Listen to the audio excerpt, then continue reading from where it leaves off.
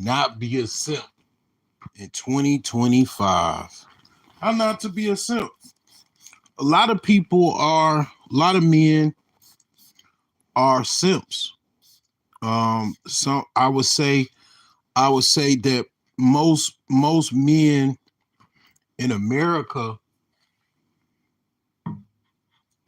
are simps from some degree or facet. They're simps. A lot of men are, I would say, private simps. They are simps in private, meaning their women pretty much, runs everything, runs the show. They basically kowtow to their woman that they're in a relationship with. Their woman gets away with a lot of different behaviors as well as actions, and they don't, they keep it to themselves. Men a lot of times keep keep those things to themselves. They don't let other people know, or maybe they might let a certain select amount of men know what's going on, but for the most part, nobody really knows that they basically their woman gets away with damn near everything, including murder.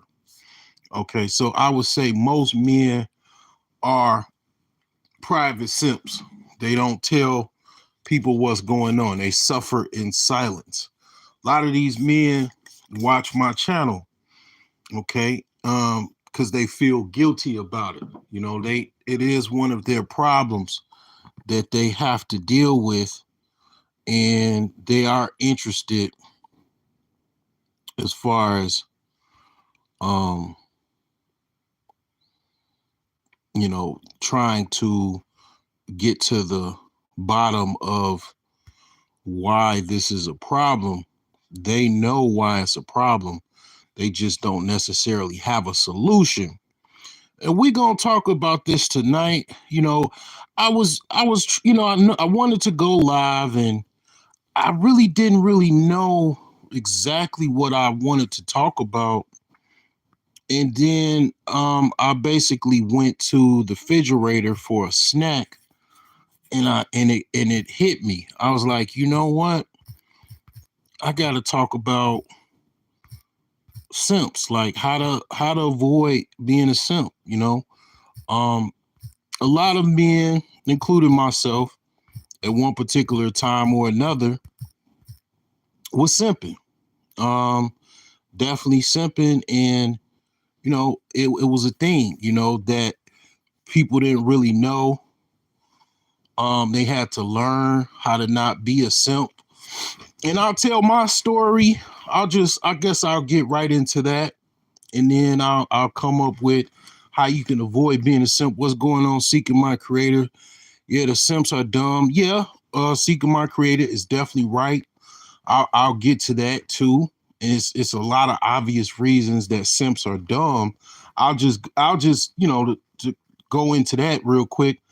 The one of the reasons why simps are dumb, because basically you're giving away your power. It's a power in being a man, and women know that power, and basically they use simps to manipulate them and giving them their power. Okay.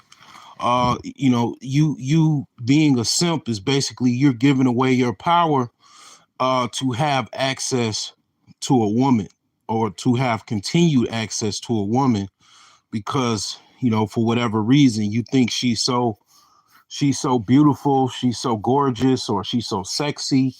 It's a certain level of sex appeal or sexual access that men uh basically uh want, and man try to continue to get in order to keep that going. A lot of times they think simping is the answer to that. Being a simp is an answer to keep getting that access to that woman. Being a nice guy that a woman this basically does not return the favor. She's mean as hell to you on a continuous basis, and you're nice to her. You know, you steady, you know, be this nice guy that basically gets ran over, you know, basically by your woman. You know, that is, you know, general sense of it. And yeah, you giving away a lot. You know, it just really is dumb because it's just so many consequences. Like I did a video, and I did a video on the consequences of being a simp. It's so much that I left out. It's utterly ridiculous. And then a lot of times when I do live streams like that, I notice that it's like it doesn't. It's always some type of connectivity issue. And I'm gonna tell you something. In my, you know, I was thinking about, and I think I will do this. I'm gonna have a tinfoil hat night where we just talk about conspiracies. You know, I'm gonna have a tinfoil hat night, maybe like once a week or something. Because I think that basically the powers that be want men to be simps. Okay, I think it goes that high. Like I think it's that much of a conspiracy. Like, I think that shit is a conspiracy. Okay, and I don't know if I'm the only one that ever fucking talked about this shit, but I think it is a conspiracy for men to be simps. Because if you really think about it, you know, like I said, I did the video consequences of being a simp. There's a lot of fucking consequences. One of those things is financially related. Like simps, a lot of simps basically, you know, if you think about how much compensation or money that simps provide to women and obviously even children in America, it is tremendous. If you just think about that alone, if you think about all of the fucking things that simps buy and all of it, is like, you know, you probably gonna get into the trillions of dollars when it comes to, you know, actually what simps do as far as stimulating the economy, you know, and you know, doing all kinds of things. And I'm just talking about America. I'm not even, when you talk about the world, it's mind-boggling. But in America alone, man, the simps, man, I mean, they really fund a lot of this system. Like we talk about lawyers, divorce lawyers, attorneys. You know, you got a lot of simps that do stuff. They get locked up. Man, I mean, you talk about um the amount of money that simps actually have to put up. I mean, on a day-to-day basis, man, it just gets really, really crazy. It gets really, really off. I mean, it just gets out of this world as far as like I mean, if you really think of how much simps actually uh provide to this economy, I mean, just provide to women, it's just mind-boggling. You say, let me see here. It's hard to read these comments. I can't go. Okay, okay, now I can go down. All right, says, so are the weak pro-blacks not in a position to anything?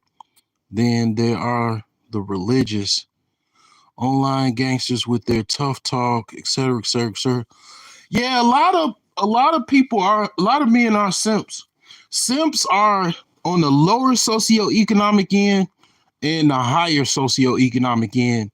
Like the older I got, the more I start to understand that, you know, a lot of the dudes, even in the ghetto, I mean, like, okay, for example, Gary, Indiana, Chicago, that, you know, Gary had, it was one time, it was a murder capital of the United States.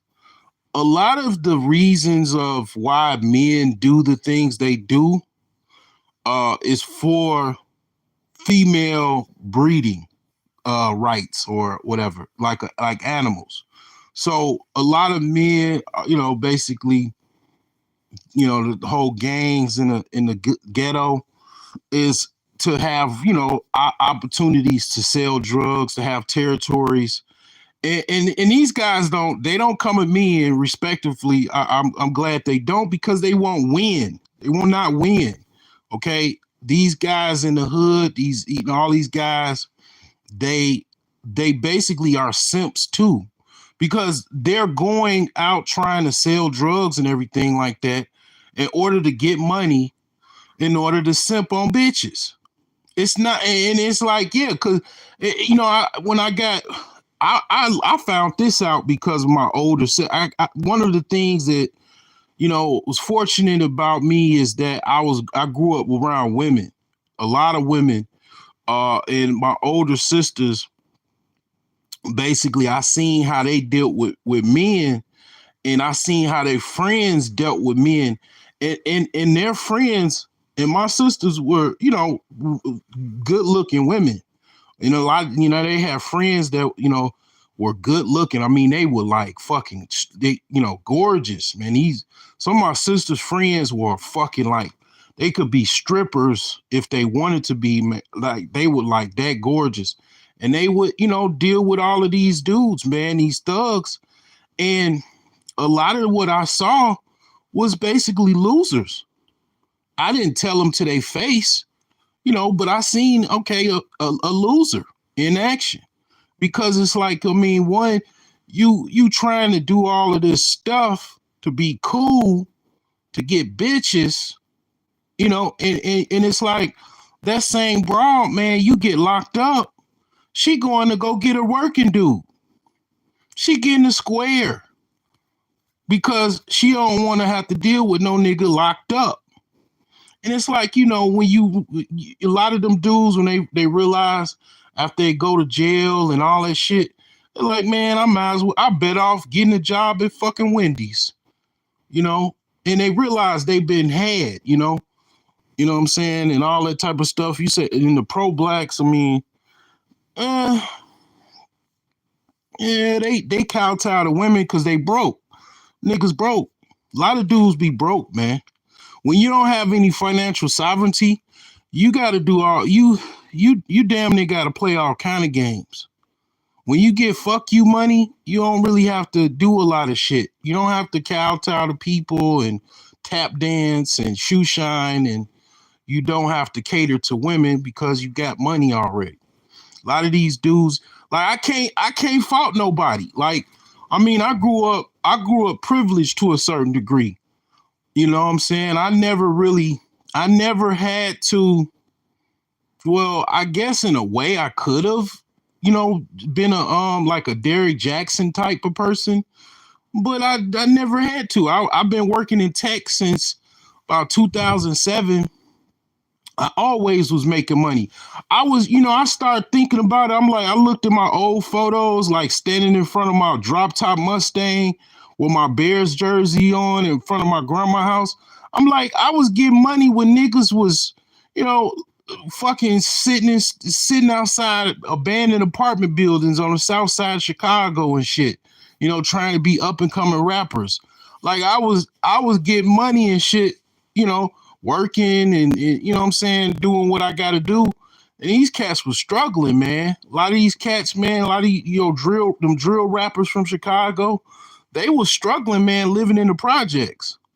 You know what I'm saying? Like, I mean, I was getting money, man. I've been getting money since I was a little boy, man. I had a paper route, man. I used to work in my grandfather's liquor store.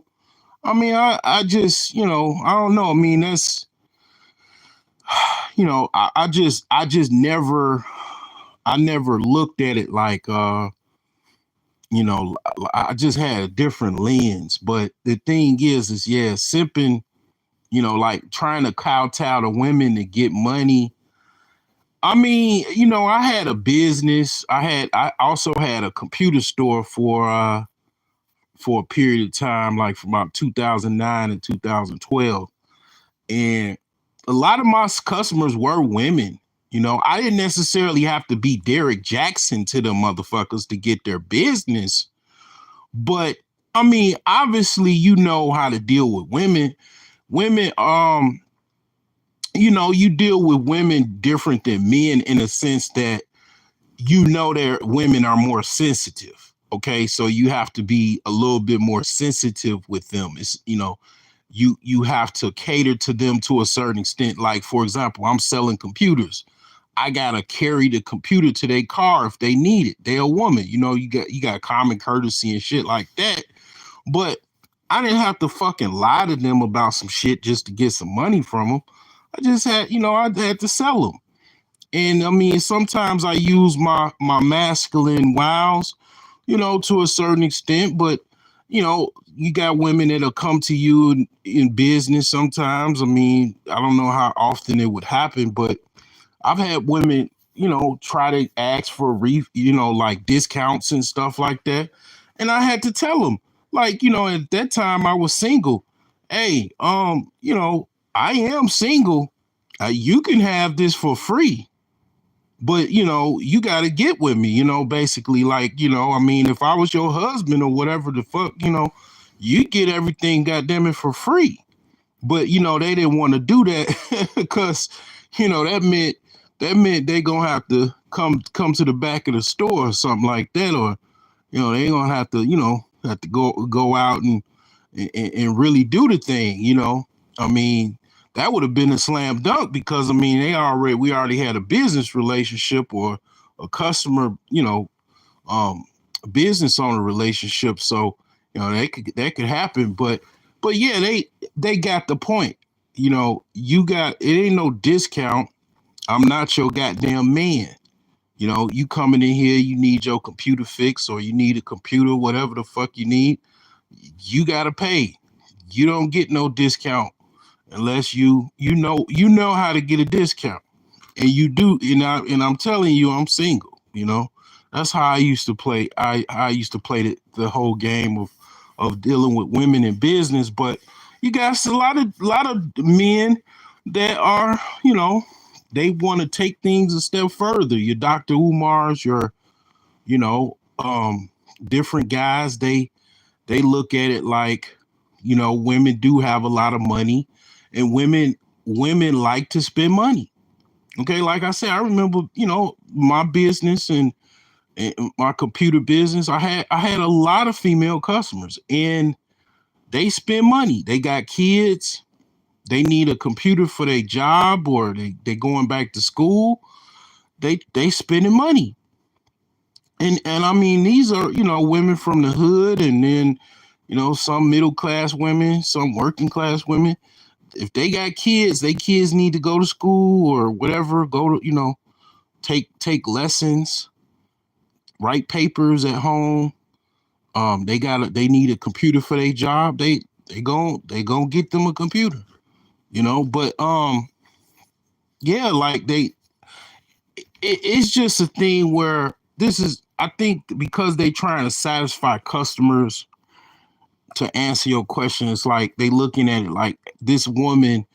Every woman is a person that could either give me some pussy and then also, or give me money, or donate money to me.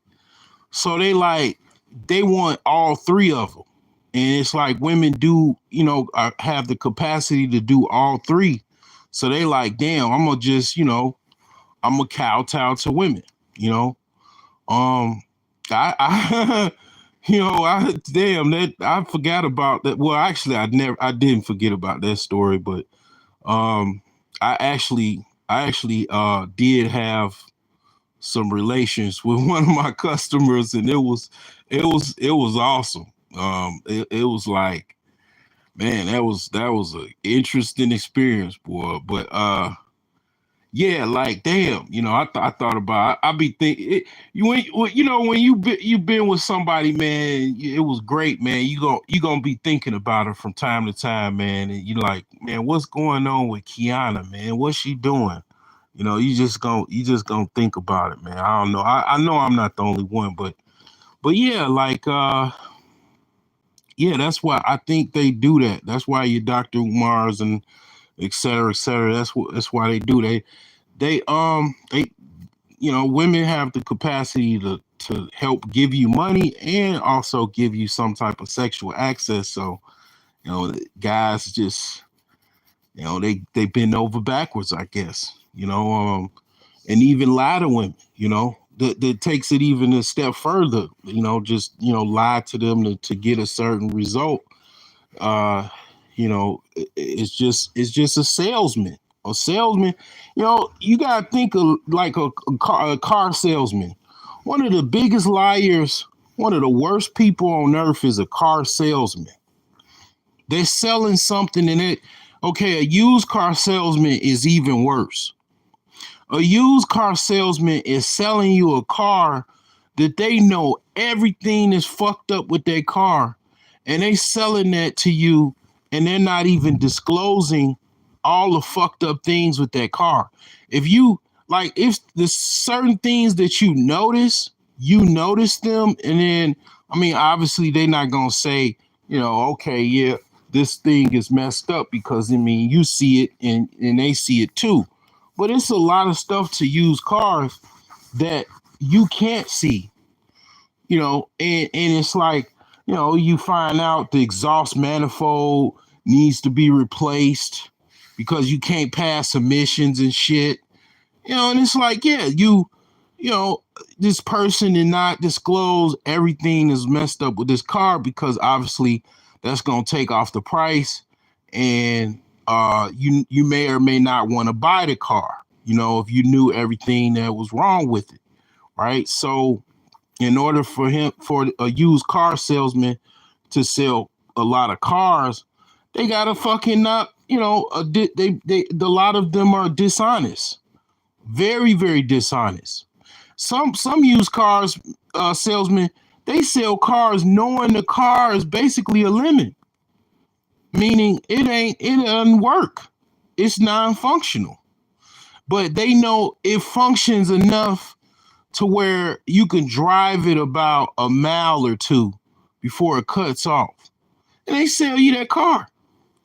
And it's like, they deal with the consequences of it and all of that type of stuff. So it's like, yeah, to sell to women and lie to them, that's nothing. I mean, used car salesmen are, do worse than that. So it's like, yeah, they're salesmen. I mean, but like I say, I grew up kind of somewhat privileged. I didn't have to do all kind of stupid shit unless I wanted to be greedy. If I wanted to be greedy and just, yeah, I wanted a whole bunch of clothes and money, basically simp on women. Yeah, I could have go sold drugs and sold packs. I came up during pretty much the crack era, so I could have sold drugs and shit like that in high school, but I didn't really have to do that. I knew I didn't have to do it. I mean, it would have been dumb for me to do that, in my opinion, because it take all of those risks. But some guys that I grew up with, they had the same family dynamic I had, or maybe a little slightly different. They did do it, and them dudes didn't fare well. They didn't fare well doing that. You know, I mean, they just, average individuals, probably worse off. But the thing is that, yeah, they just trying to sell to people. Women are their, basically primary audience, and that's why they do that shit. That's why they do it. They be broke, man. You know what I'm saying? Money is the motivator a lot of times.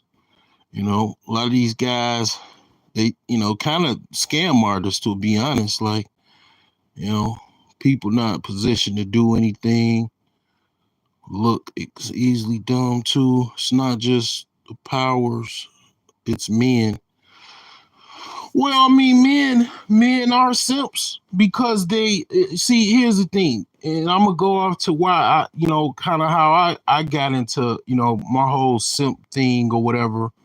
Um, you kind of are programmed to be a simp, in a way, because my simp origin story is, I grew up with pretty much a mother and a father, and my father was definitely not a simp, and I'm grateful as hell that my dad wasn't a simp, in the sense where, he did.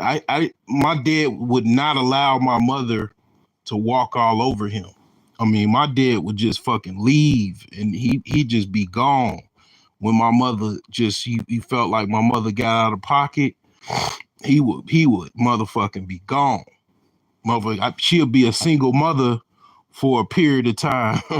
Like he come back and then she know she gotta shut her mouth a little bit more and all that type of stuff. So I saw that, but then this is where I became a simp. I got two. I got my mother's side of the family, and then I got my dad side of the family. And my dad and my mother, right? So my mom's side, African American, and my, damn near all my uncles are simps to some degree or another, and those are the people I grew up with. Okay, like in a like strong influence on my life. So I saw my uncles basically become simps. And the reason they became simps is I think primarily because their dad, my biological grandfather, died when they were young. So they didn't really have their biological father wasn't in their life. And their stepfather they didn't really like, but they had to listen to him. And my, my grandfather, I would have to say, he is kind of to a certain extent a simp, but not a bad like he simped to a certain extent by getting with my grandmother. I have to admit, I mean, I have to just call it how it goes. Like, yeah, my grandma was she's probably the finest woman in Chicago during that time. Like, but he got with her and all that stuff. But I don't, I really don't think my grandfather was that much of a simp other than that probably, taking on a single mother with kids. Like that's, I'd have to say I just have to be honest and just kind of look at it for what it is. I mean, obviously I was grateful that that was the reality, because the reality of um anything else, I wouldn't probably be alive. I wouldn't exist. The whole butterfly effect thing, cause and effect. I mean, I probably wouldn't be here. So, I mean, the thing is that yeah, that's what he did, but um, I don't know why they necessarily, kind of, did what they did as far as being simps. I think the music also programmed men into being simps. I mean, um, and it just, they came up around feminism, like the 60s, 70s. That's when the rise of feminism started and women started trying to control shit. Women went into a control, type of mechanism. And, they start having all of these social groups and all these things. And it's like down with the patriarchy, all of that type of stuff, man, burning bras and shit. So, they came from and then also they father not being in their life. Your father is your person is gonna make you tough, and that's for the men and the women, like the girls and boys. So when your father not really around, and maybe you don't really grasp to your stepfather, I guess. I mean, some men do, a lot of them don't. I don't think they did. Like they didn't really like they stepfather like that. Like they, he was stern, he was very aggressive. He was in the army during the Cuban Missile Crisis and stuff, and he was a tough dude from Mississippi and shit. He didn't take no shit. He'd cuss you out, and tell you what the fuck to do, and they didn't really like grasp onto him like that. So I don't know, man. I think it just culturally they was driven to be simps. A lot of baby boomers, they were like culturally into that, and it was a thing where it was a correspondence. It wasn't like, okay, they was simps and they was a lovey-dovey with their woman and all these love songs from the 70s and 80s and stuff, right? Like the women actually capitulated to the point where they were also nice and loving to the man. Okay, so it was, it was a equal distribution. They cook clean, kept the house up, you know, gave the man kids, had sex with the man, and did their job. Like it was a correspondence. It was so they had a benefit from their actual simping or, their behavior, but it was like, okay, in the 80s, just things started getting a little fucky, man. I think that, they just started getting women, that, kind of, I kind of really, what it was? They didn't have no money, man. All my uncles didn't have no money. When they got with their woman, they didn't have no fucking money. That's what it was. When you're not financially like well to do or well off, not saying men that are in that situation don't simp, but when your money is fucked up, you kind of, I don't know, like that is a correspondence to that, cause it's like, yeah, like you kind of need a woman. Like all of them kind of really, in some form or fashion, they needed a woman. 'Cause they ain't really have much. I mean, my youngest uncle, he was hooked on drugs. He was like on crack. So I mean, I'm not even, he's kind of like a wildcat in this scenario. But uh, I mean, my other uncles, yeah, they didn't have no money. Like they just when they met they chick, like they chick had to really kind of help them out. Like or my other uncle didn't have no money. He didn't come from no family like that. Like my grandfather, he didn't even he was a private millionaire. He didn't his even his own children didn't even know he was a millionaire. You know what I'm saying? Like he kept his status private. My grandfather was a very private person. He didn't even have no guests at his house. Like I seen throughout my like years on earth, I probably seen one or two visitors my grandfather had coming to his house. One of the guys was the manager at his insurance agency that he ran, and it was maybe one other person. I don't even think it was even one other person. I think it was only one person I ever seen come to my grandparents' house to see my grandfather, and my grandfather invited him. Like so, I he was very private, so they didn't even know that. So they didn't have nothing coming, and they didn't really go into business or anything like that. They didn't know exactly what my grandfather knew as far as how to make money and work jobs and stuff like that. They learned their own way, but yeah, they ain't really had no money. Like they weren't in a power position financially to really do much. Like and my first uncle, he just kind of like I'll say my oldest uncle, he was in a situation where he was hooked on drugs and he was in a bad situation. And his wife kind of like rescued him because she said you can't get with me unless you get off of the drugs. Then he got off of the drugs, and he basically it was able to get with her and everything like that. So I don't know, maybe that's to a certain extent like he feels like that's his savior and he has to capitulate to her. I don't fucking know.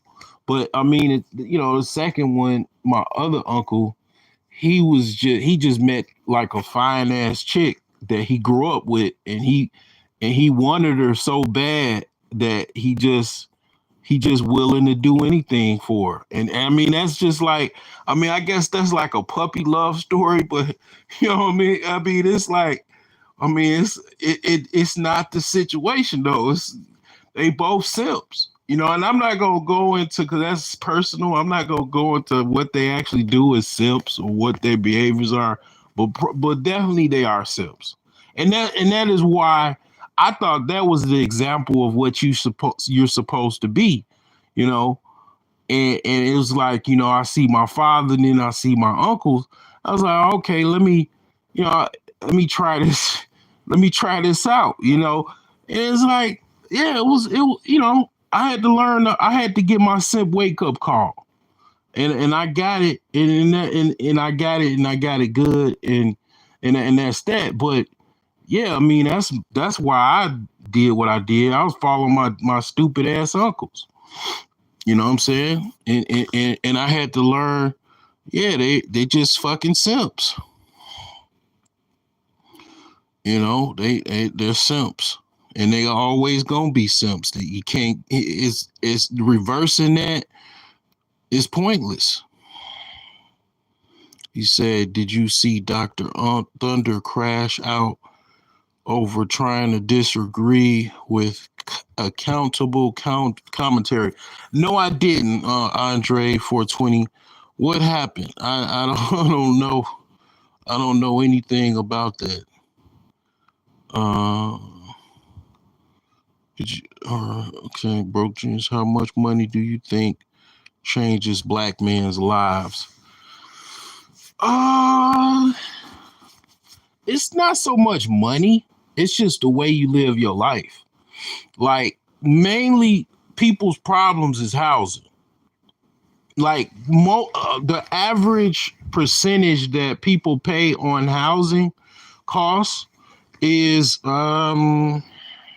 roughly between 35%, even high as 100 and beyond.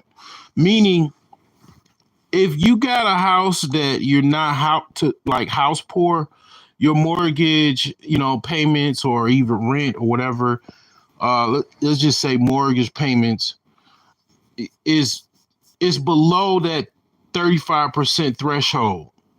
You know, so you know it's like basically less than half of your income, quite a bit less than half of your income is just going towards housing. But when you get housing costs, basically, you basically when you get over 50% of your income, which a lot of people have, as far as they're spending over 50% of their income on housing costs, you're considered house poor. Okay.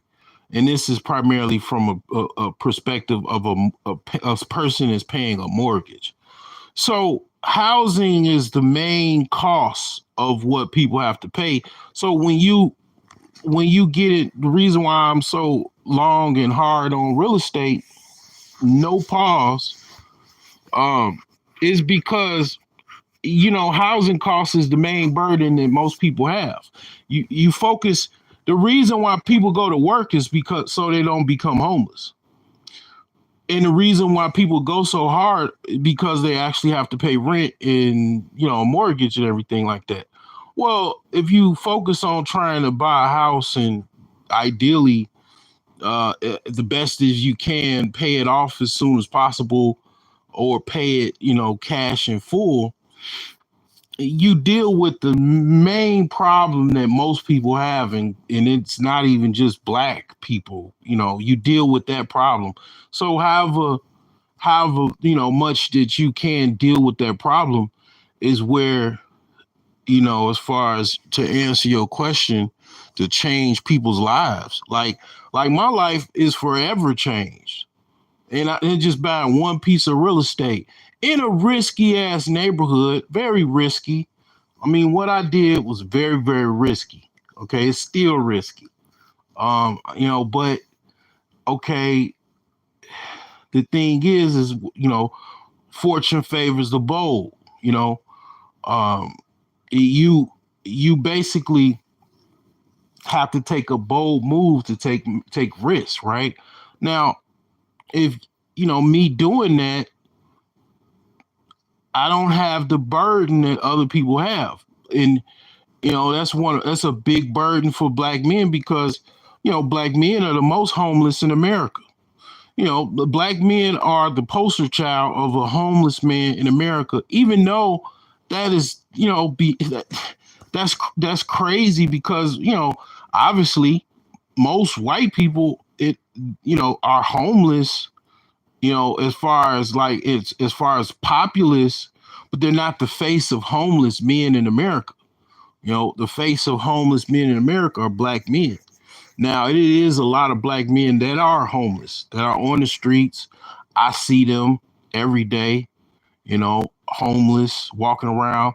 A lot of them are strung out on drugs, but I mean, as far as like, because it's more white people in America than any demographic, they obviously have the most men that are people that are homeless. But the face of homelessness is like the movie Trading Places with Eddie Murphy having that character Leroy Valentine.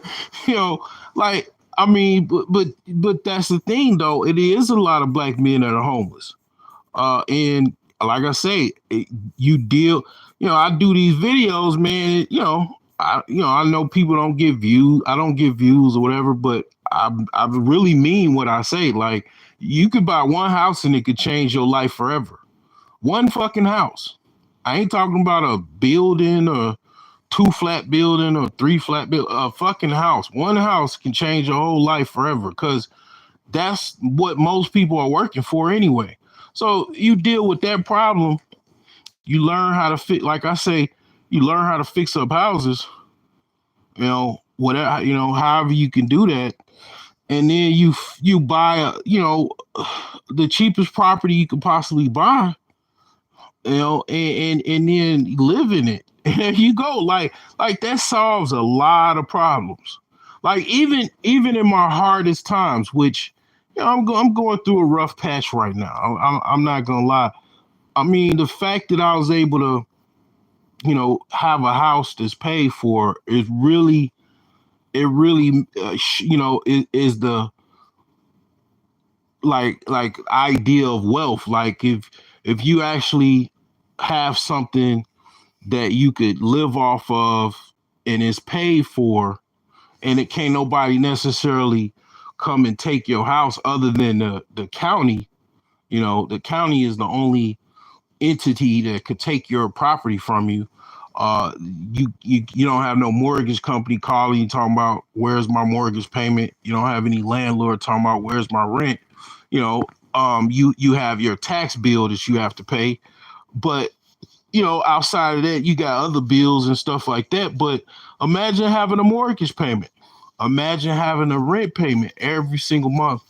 That's a lot of burden on people. And you deal with that burden, there you go. That is the thing that'll change lives. And you notice how nobody talks about that, Harley, at all. Nobody talks about that.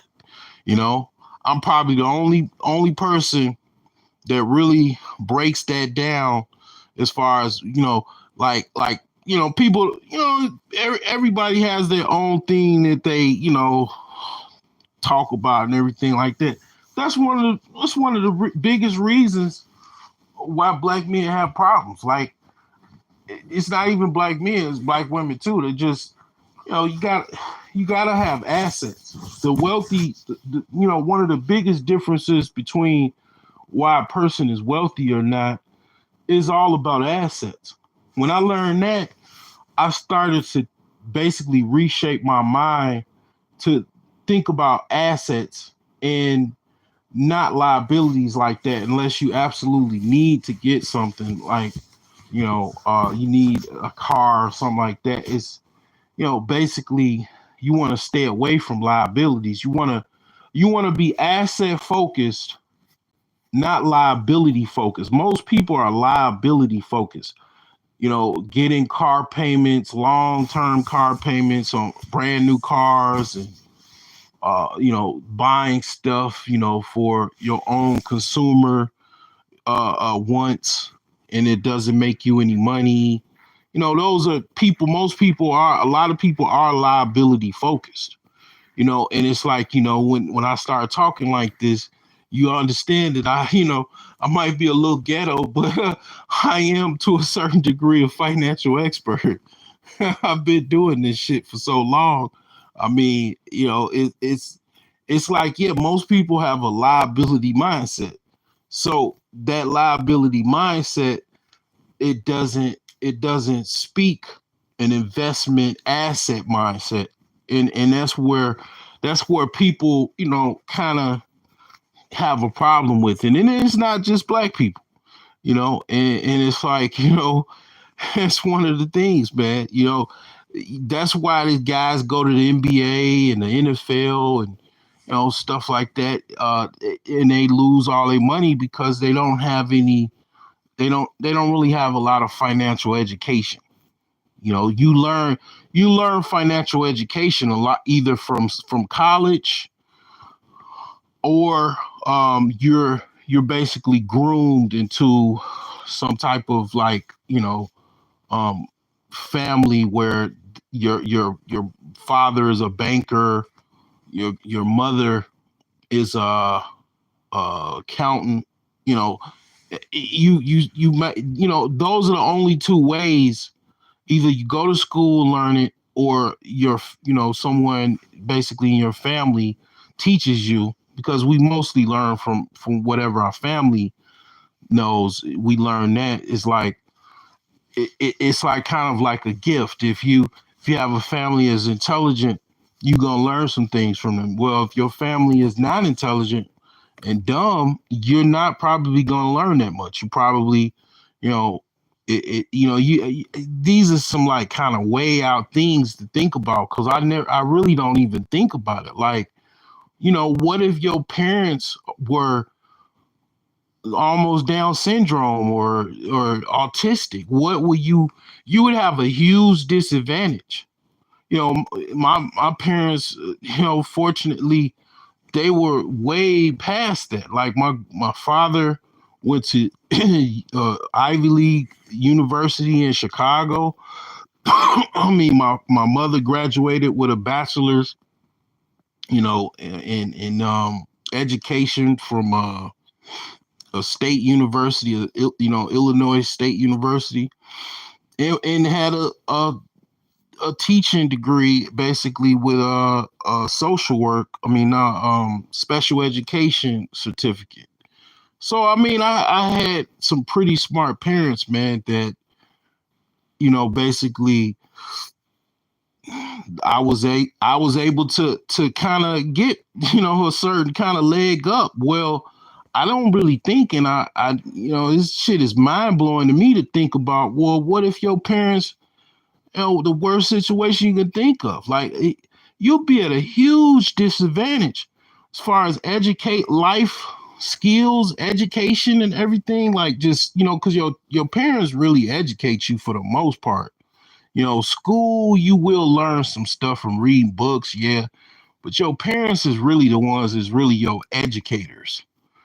So I mean, that shit is crazy. Like, if your parents was like, wow, like, they weren't, what if they weren't even there? Like, you got people, it's some people, man, that, were adopted, and they, had to, but, you're gonna be around other people. If you're adopted, you're gonna be around, different people, so you will learn. So the state comes in and then, gives you some type of, department that runs everything. They got to go to school, and, they don't just leave them out there in the street, like that. That's probably in a third world or another country that'd be kind of like that.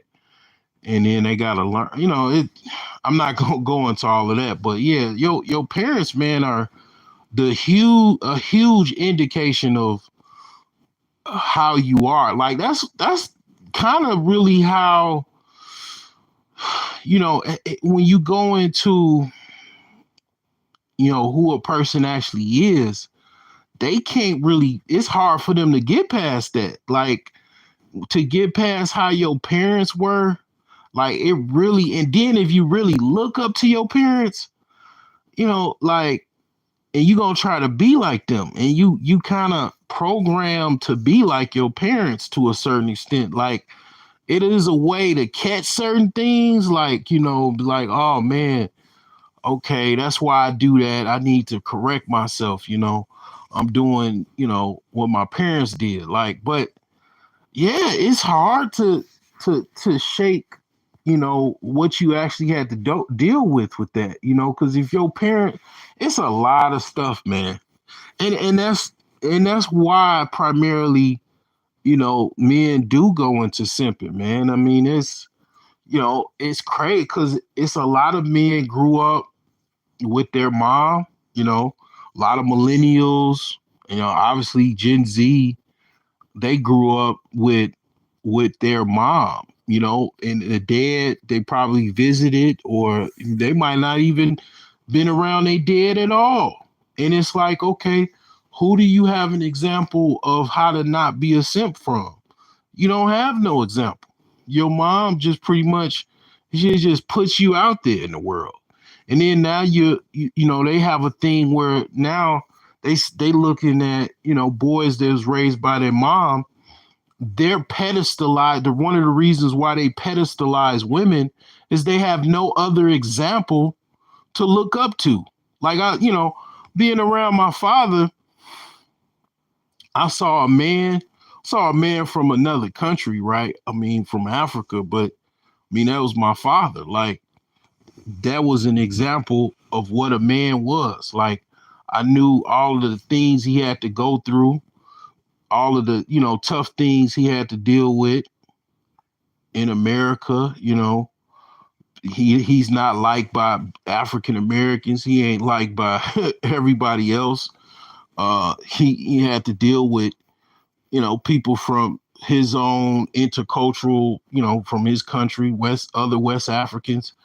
It was competitive, man. He was, from another country, in another country, trying to survive. Like, I mean, it was a lot of stuff that I saw, man, and a lot of stuff that um, I looked up to, and it was an example of, okay, how you could be a man, how you could deal with this country, how you could, things that you could deal with, and deal, things that he did was good, and opportunities he had, and there's things he did that wasn't so good, but he stood in character, and he kept his bearings, all the way to his passing. But yeah, he didn't, that's an example, of I have, other than, a woman, my mother. I mean, pedestalizing women is something that definitely simps do. And I'm not gonna lie, I start to really look at that, and I don't, I kind of was still doing that, and I was like, nah, I gotta calm this the fuck down. This is, that's another thing. It's a reason why, even the damn, my words are, the pedestalizing of women is one of the reasons why men, I think, are simping so hard, because basically all of them damn social media posts, all them selfies and everything on a day-to-day basis, all of that stuff is just over pedestalization of women. And then now they feel like they're so high above everybody else. And it's like, yeah, some guys is trying to reach this, false, sense of grandeur that's so way up there, because everybody, over pedestalizing these women. I mean, it's like, yeah, it is why they act the way they do, and why men are trying to reach so high to get up there. And it's like, yeah, it's not gonna stop. This is just an observation. I mean, this already going on. But then, the women suffer, because then time is not women's friend when it comes to having children. So, they look up, they 42 years old, and they've been, they head been blown up by social media and all of the attention that they got, and they got some relationships, and didn't pan out, and then they looking at they watch, they like, damn, I gotta either do something or I'm gonna be a dog lady for the rest of my life. And it's like a lot of them just be like, you know what, forget it, I'll just accept my fate. But yeah, it's that's what young men do that are raised by their mom. They don't have no other choice. They just only have one example of what a particular person or sex, a woman, and then they do not like men. A lot of these, because I was a school teacher pretty much, so I seen this. I seen those kids were younger millennials now. Like, they're younger millennials now. They're not. Let me think. 2009. Okay, so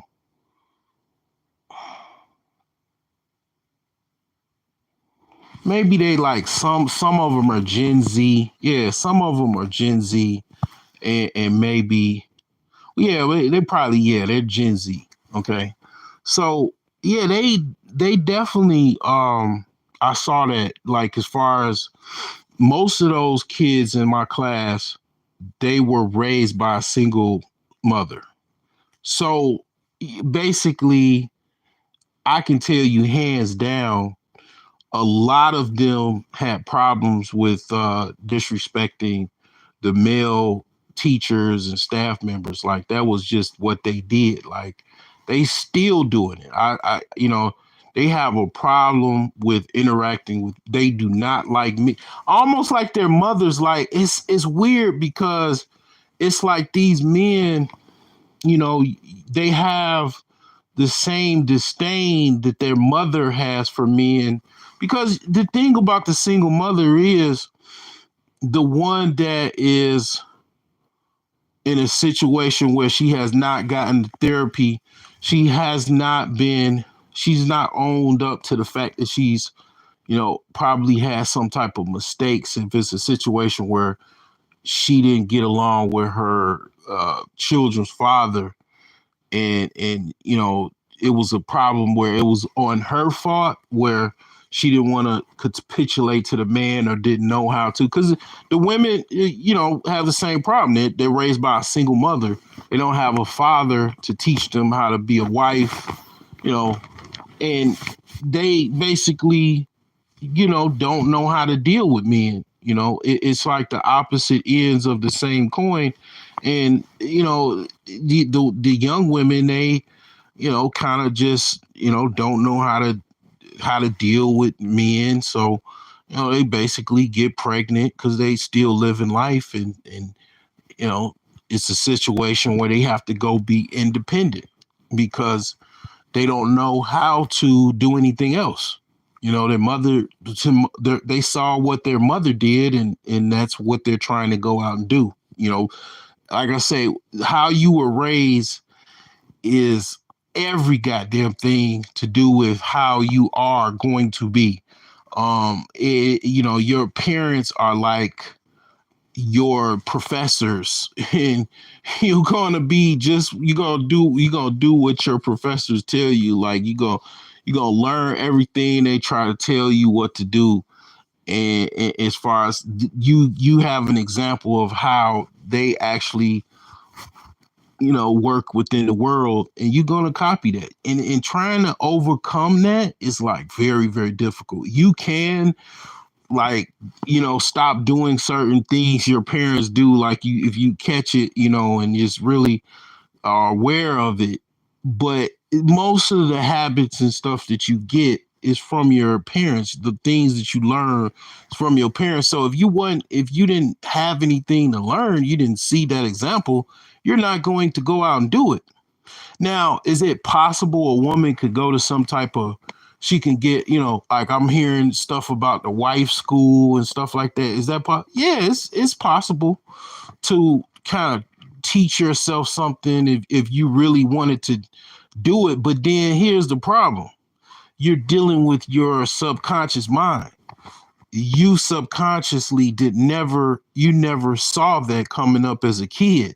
So you can go take a class and everything like that and learn some stuff, and then you still gonna have some problems trying to go do that in the real world and on a consistent basis, because a lot of times what happens is you get out of the habit of doing something because over time, like let's just say a week or month from now, you go back to what your original programming is. So you go take some type of boot camp or class or whatever. You're trying to do something different. Or it can even be substance abuse. Go take some type of sobriety course, or, go to rehab. But then your mind's programming, after months goes and does the same thing because you're programmed to do certain things. And if you haven't, truly just erase that from it's a way you could do it, but it's like you have to damn near erase something. It's like almost reformatting your hard drive to the point where you just basically stop doing whatever you program to do. It's possible, but it's like now you're going into metaphysics and all that type of stuff. But the thing is this, you got this type of scenario going on, and it's like it's just like that's where all of this simp stuff is coming from. This shit is just getting, it's like it just more from the 1960s 70s feminism stuff, and it's like you talking about this in 2025, because you're going from the boomers to the Gen Xers to the millennials to the Z's. I mean, this shit is like you got dudes wearing purses in our simps. Like this shit is like it just morphed into Gremlinville. Like I mean, you got dudes wearing purses and earrings and fingernails, and they're simps too. Like it's just crazy how this shit. It's like a fucking horror movie. This shit morphed into, if you really think about it. Because I mean, like I said, I'm old. I'm Gen Xer. I seen simping and stuff. Niggas was jumping like Maasai men. Tell me what you want. Tell me what you need. Niggas was jumping for bras in the 90s. So I'm not gonna say, I mean, it's not like I ain't, I'm gonna talk about the Gen X's too, man. I'm gonna talk about my own, you know, generation as well. Yeah, they were jumping. They jump still. If shit came on right now, my niggas are gonna start jumping like they in the Maasai tribe. The Kenyan Maasai's, for bitches. And I mean, hey, I did it too. I mean, when the song came on, niggas was jumping like Maasai warriors. You know, yeah, like it's you know, and then you got shoot, what was that other song? It was so many of them. I mean, it just yeah, that was what was on the radio, man. It was that was what it was, man. I mean, Cats was really that's the probably the yeah, like those was the love songs of the '90s, man. The '80s was even is even worse, man. I will die for you. I mean, what I'm saying? And then, shit, Prince, boy, Prince is a good man. Prince, boy, he transcended like generations, man. That nigga was in the 80s talking about I will die for you. Then in the 90s, you know, diamonds and pearls. That nigga was goddamn shit. He was shit in the 80s, man. He had a little money, but shit, that nigga by the 90s, he's talking about diamonds and pearls, boy. Niggas playing that shit at they fucking wedding, man. Diamonds and pearls, man. So it's like, I mean, hey, it is a thing, man, when you can get some type of correspondence where you could be romantic, quote unquote, romantic, but it's a correspondence, where, okay, you're playing love ballads. Hell, you can sing to your woman. All of that romantic, lovey-dovey shit. I'm not saying that makes you a simp because you're a romantic, you're a hopeful, seeking romantic.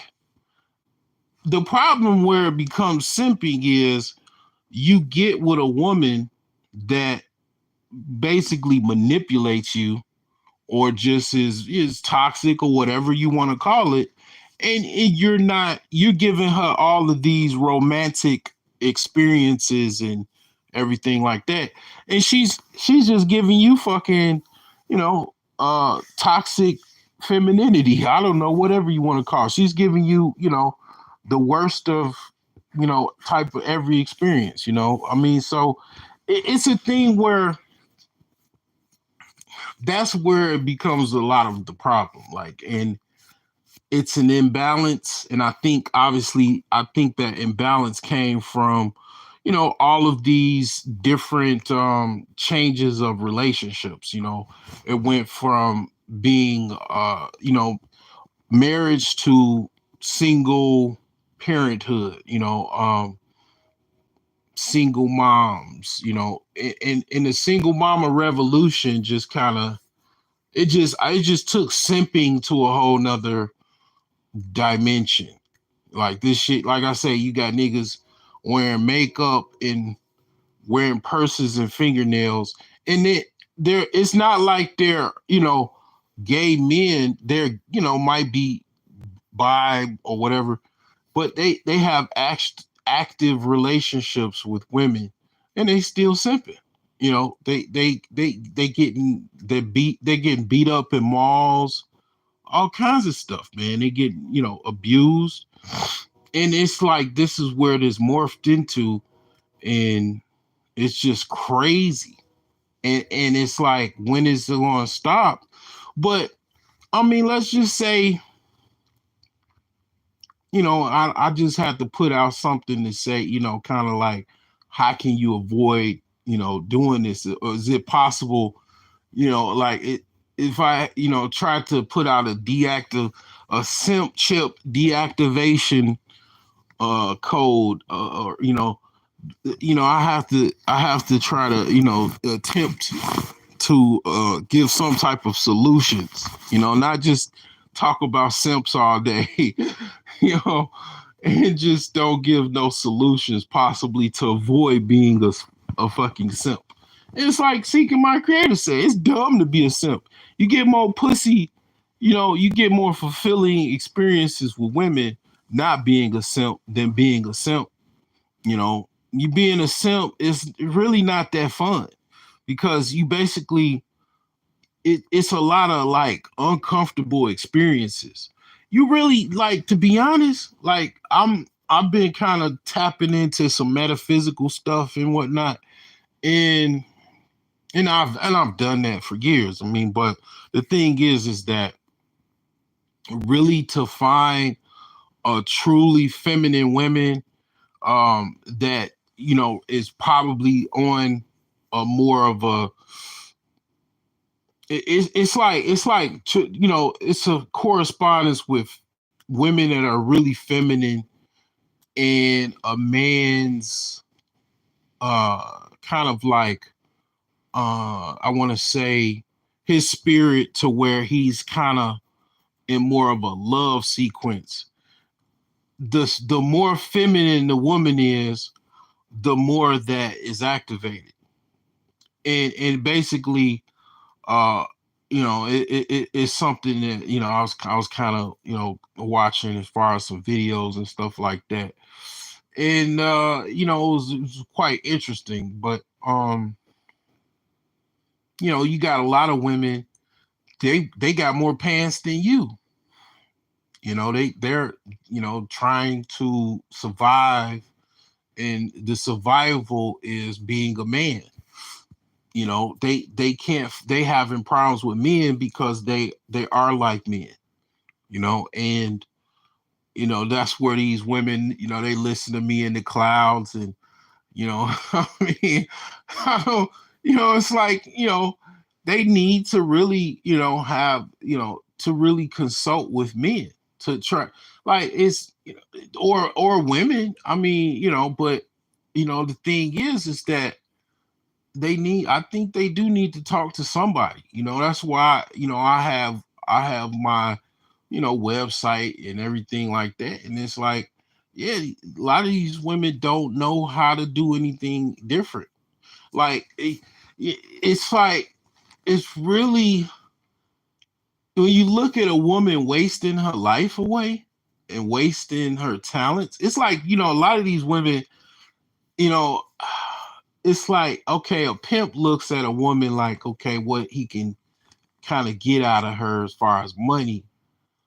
But men that are, they look at women like, and I know I'm not the only one that does this. It's like, yo, look, you looking at a woman waste her life and also waste her time. Because, it's like, okay, I understand. See, here's the thing with feminism, right? This is the thing with feminism, right? Um, the poor women really got into feminism when it first started. The poorest of women, obviously, a lot of those women being black women, right? They really got into feminism, and you really understand why they got into it, right? They were already poor. They already were working, and they were working with men, and they weren't making that much money and all of that type of stuff. But they were already, by proxy of them being poor, they had to work. They were, way below the middle class, like the middle class and up back then. You're talking 1950s, 1960s. The women didn't have to work. The society as it was, they were more housewives. Like my aunt, my only aunt, she was a housewife.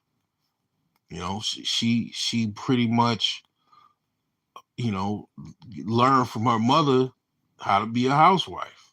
And that was, she kind of, went her own way. But yeah, like, a lot of women I be looking at them like, like, god damn, what the fuck? I be every day, I ain't gonna lie, like, and that's why I be like, man, I mean, I can help a lot of women, like, because I just, it's kind of like a pimp, but not really on some pimp shit, because it's like, all I'm gonna be like is like, well, this is what you need to do, this is what you need to do, this is what you need to do, and then you could get the result that you probably want to get. And it's like, it's not like, I mean, I'm basically, kind of, I would help them get a particular outcome. But it's like, it's kind of like, you see a woman doing something, you see somebody doing something wrong, and you like, damn, all you got to do is just do this, this, and this, and you could actually have the outcome that you want. Like, and it's like, man, I be just, that's what dudes do. Like, they look at this shit, because, like, you ever seen a fine woman working at the like a, CVS or a Rite Aid or whatever, at a store, and you like, what the fuck are you doing here, bitch? Like, they like a 7, maybe even an 8, working at fucking CVS, as a cashier. You're like, what the hell are you doing here? You could be, in a model studio, or, you could be a Instagram baddie, or get a whole bunch of followers and make money off of social media, blah, blah, blah. And you all these things, right? And it's like they could still be doing that, but they work to CVS. But it's like, really, you could be married to a rich man. Okay. I mean, you 22 years old working at CVS. You basically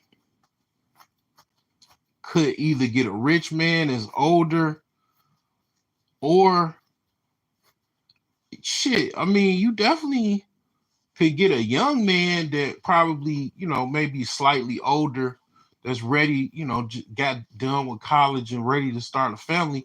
And it's like you see all of this shit, but it's like I mean, you don't do nothing. I mean, obviously you just, get your whatever you're trying to get out of the store and you going, but you see these women that just like they like, pushing boulders.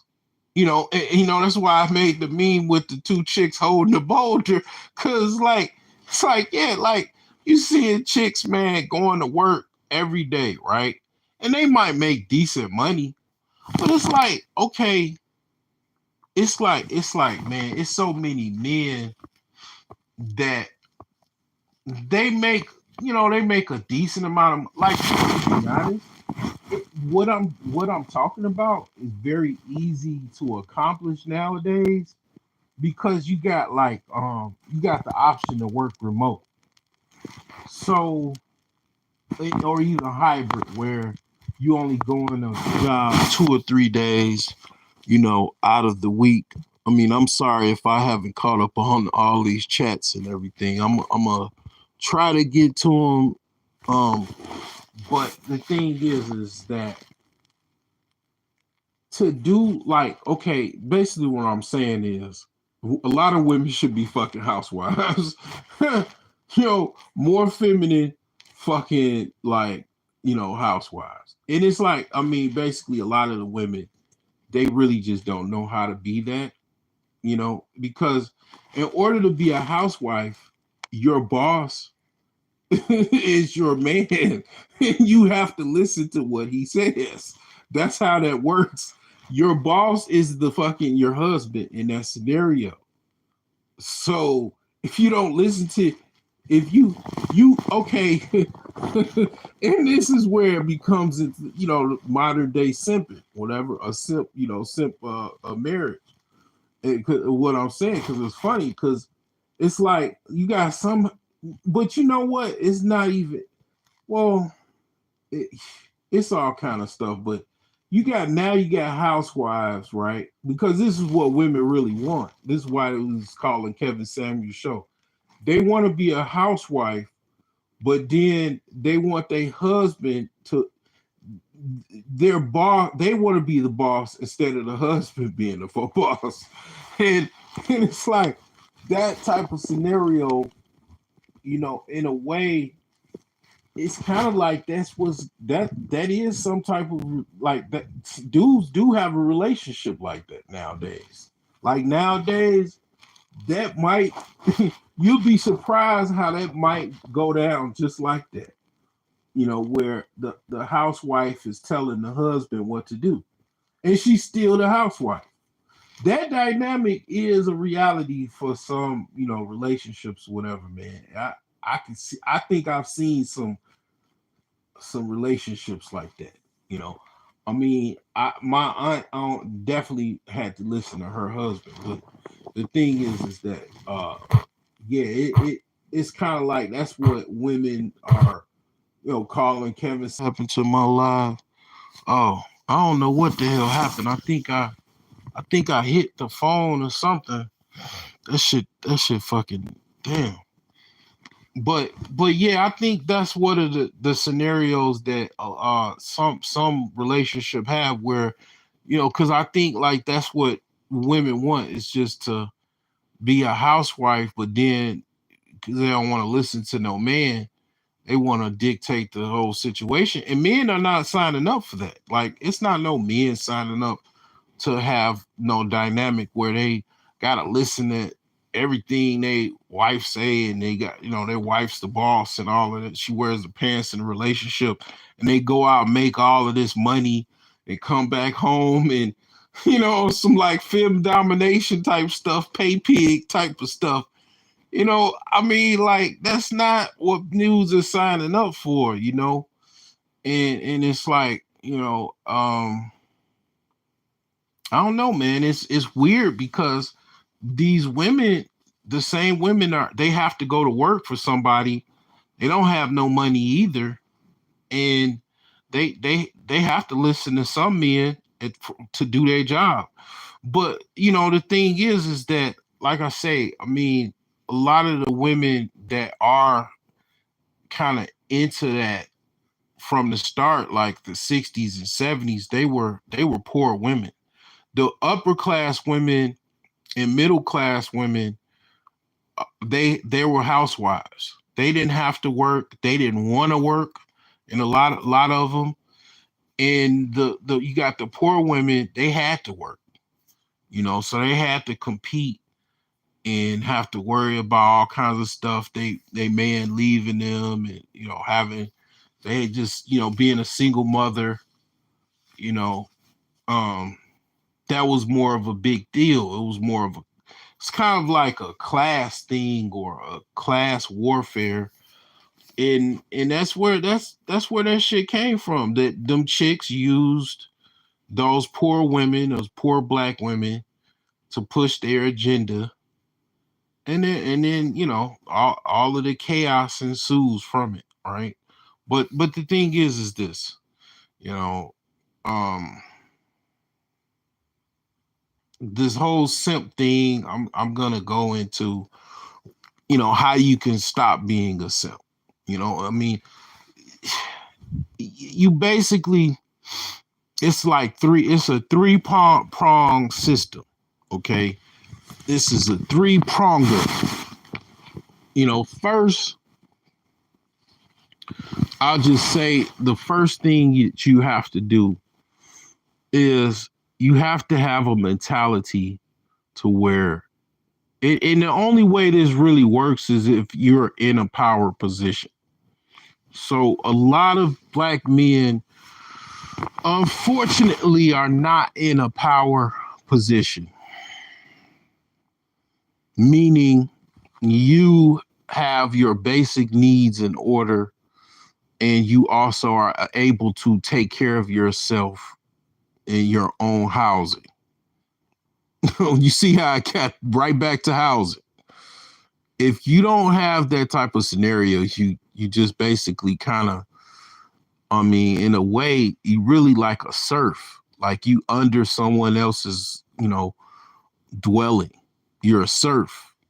And you might not look at yourself like you're a serf. You're listening to me and you like fucking pissed off probably. But that pissed offness is basically reality. Yeah, you're a serf. Now, being a serf, you don't have too many rights. You're up under someone else's dwelling or land, right? So you really don't have a power position to be like, okay, you can't quote unquote, take no shit. You gotta take shit. The serfs back in Europe, they actually had to clean up the shit from the noblemen, the people that lived in the castles. They used to have to shovel shit. And it wasn't like cow manure or anything like that. It was from the noblemen in the towers, because that's how the toilets worked, where it wasn't no plumbing. It just was a hole all the way at the bottom, and they take a deuce, and they have people clean, like, people, obviously these people were poor. Yeah, they would have to shovel shit. That was their job. They had to shovel shit. Other people be talking about how, every, like, white people have this thing where everybody was a king and a queen. It's like, no, yo, your ancestors might been a person that was shoveling shit. and they needed they came to America on the, Mayflower, basically, to have a better life, outside of shoveling shit. I want to thank Seeking My Creator for the cash app. Appreciate it. I didn't even hear anything. I didn't know anything. I was just talking. It's like this probably gonna be a classic. Um, hmm, the thing is that, yeah, like when you have a situation where you got at the very minimum, you got some savings, you gainfully employed, or your business is doing okay, to where you could pay rent for an apartment or a studio. Okay, you getting there. Like, okay, you in a position of somewhat position of power. You know, you cannot take no shit at that point to a certain extent. You can't take no shit. Now you're in a situation where, just imagine the, Martin. Martin is a Gen Xer too. You just, is he used to close the door on his apartment. It's like, get the fuck out of here. You got something that you could technically, tell someone if they was out of pocket to leave, and they have to fucking leave because that's your fucking place. Like, if you ain't got no place for a motherfucker to get out of, how can I give you any advice on how to not take no shit and tell people to get the fuck out of you? Like, get out of what? You don't have anything to get out of. You don't have, like, you got to take everything you could, like, that's what people, man, just go crazy, man. How many stories, some dude, the son shoots up the whole house because, he's, kind of forced to live there. He ain't got nowhere else to go, or they kicking him out, and it's like, yeah, man, it's, you really, unless you have a particular, way of living. I mean, I think all people have some type of right of humanity and should not be, you know, hurt or bothered, what I'm saying? Like, treated unfairly. But unfortunately, this is the world that we live in, man. It's, people are fucking, people are fucked up. People are, you know, really, evil, or even, just mean and cruel and shit like that. And it's like, both men and women. But I mean, obviously in this case, I mean, mostly I'm talking about women and the men that, they deal with, which a lot of regards are simps. Yeah, these women are cruel for whatever reason. They can't just, like, you got to respect the woman that probably told you no, because they probably knew to a certain extent you was a simp. And they don't deal with simps because they don't want that karma of dealing with men and walking all over them and manipulating them and stuff like that. So, you got to respect the women that they just be like, they don't want a simp and they don't deal with simps. But you got some women that they do, they're looking for simps. They're looking for these men, or they like playing with simps. They like taking advantage of men, whatever, with men that are disillusioned and misinformed, uh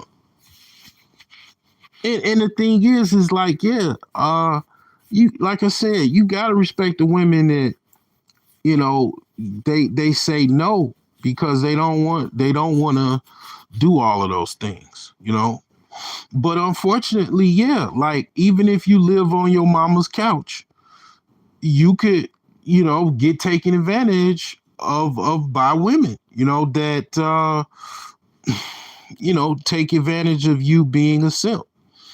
But it's not much you could do about that in a sense of you. I mean, I guess in a certain regard you could put your foot down.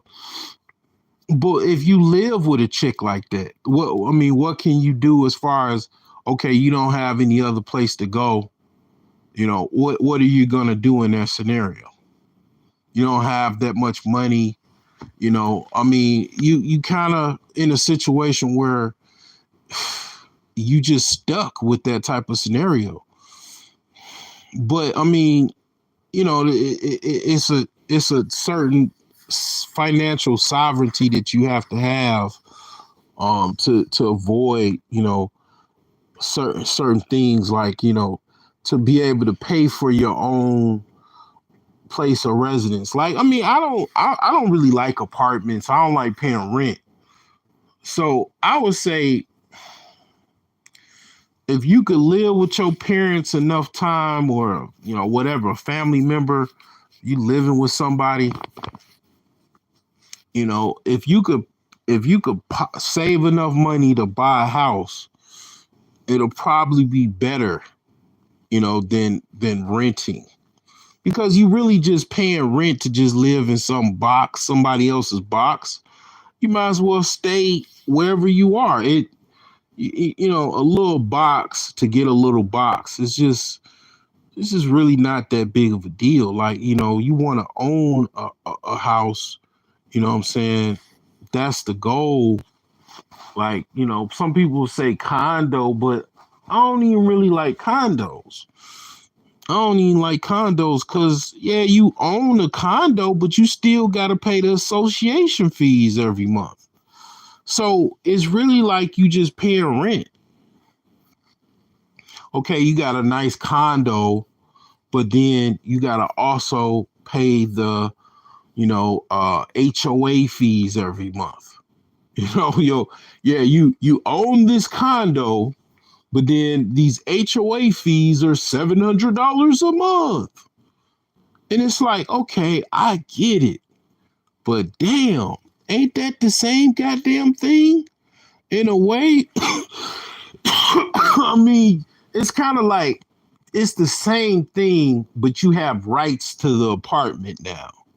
You have rights to this apartment to give to another person. To give, he'll just throw this, here you go. You can have this apartment. You want this apartment? I mean, like, I just don't get it. So I don't say condos. I don't say townhouses. I say either a single family home or multi-family home. Okay. I don't look for, when I go on realtor.com, I don't put in condos and townhomes. Not saying, okay, this is how I look at it. If you balling out of control, you can get a condo. Meaning you got a house, you got two houses, you can get a condo. And then, okay, you want a condo in the downtown area of, wherever, you live or whatever. Okay, a condo, okay, fine. But if that's your primary home, I mean, it's just, to me, condos are for rich people or well-to-do people. Like, in my opinion, like that's kind of how I look at it. Like, is this dude he was older than us. He was a car dealer. He worked his way up to being basically a manager of the car dealership. And he was, older dude, and he was like in his late 30s. We was in high school, and he, basically we used to like go places, go to Navy Pier in Chicago. We go, downtown, kick it, and he would tell us, basically what he was doing. Like, he, explained his situation. This guy, pretty much he had a green hall pass. Like, he basically was married because he got his wife pregnant at an early age. Like, he got his wife pregnant in college, and he made a deal. He gonna get with. He gonna get married. He gonna raise the child, and how a kid down. He was basically a jock athlete. You know, he was out there, and it was like when he got married, he said, okay, you know what I do, and she accepts what he does, and he comes home to her, and it's like, I mean,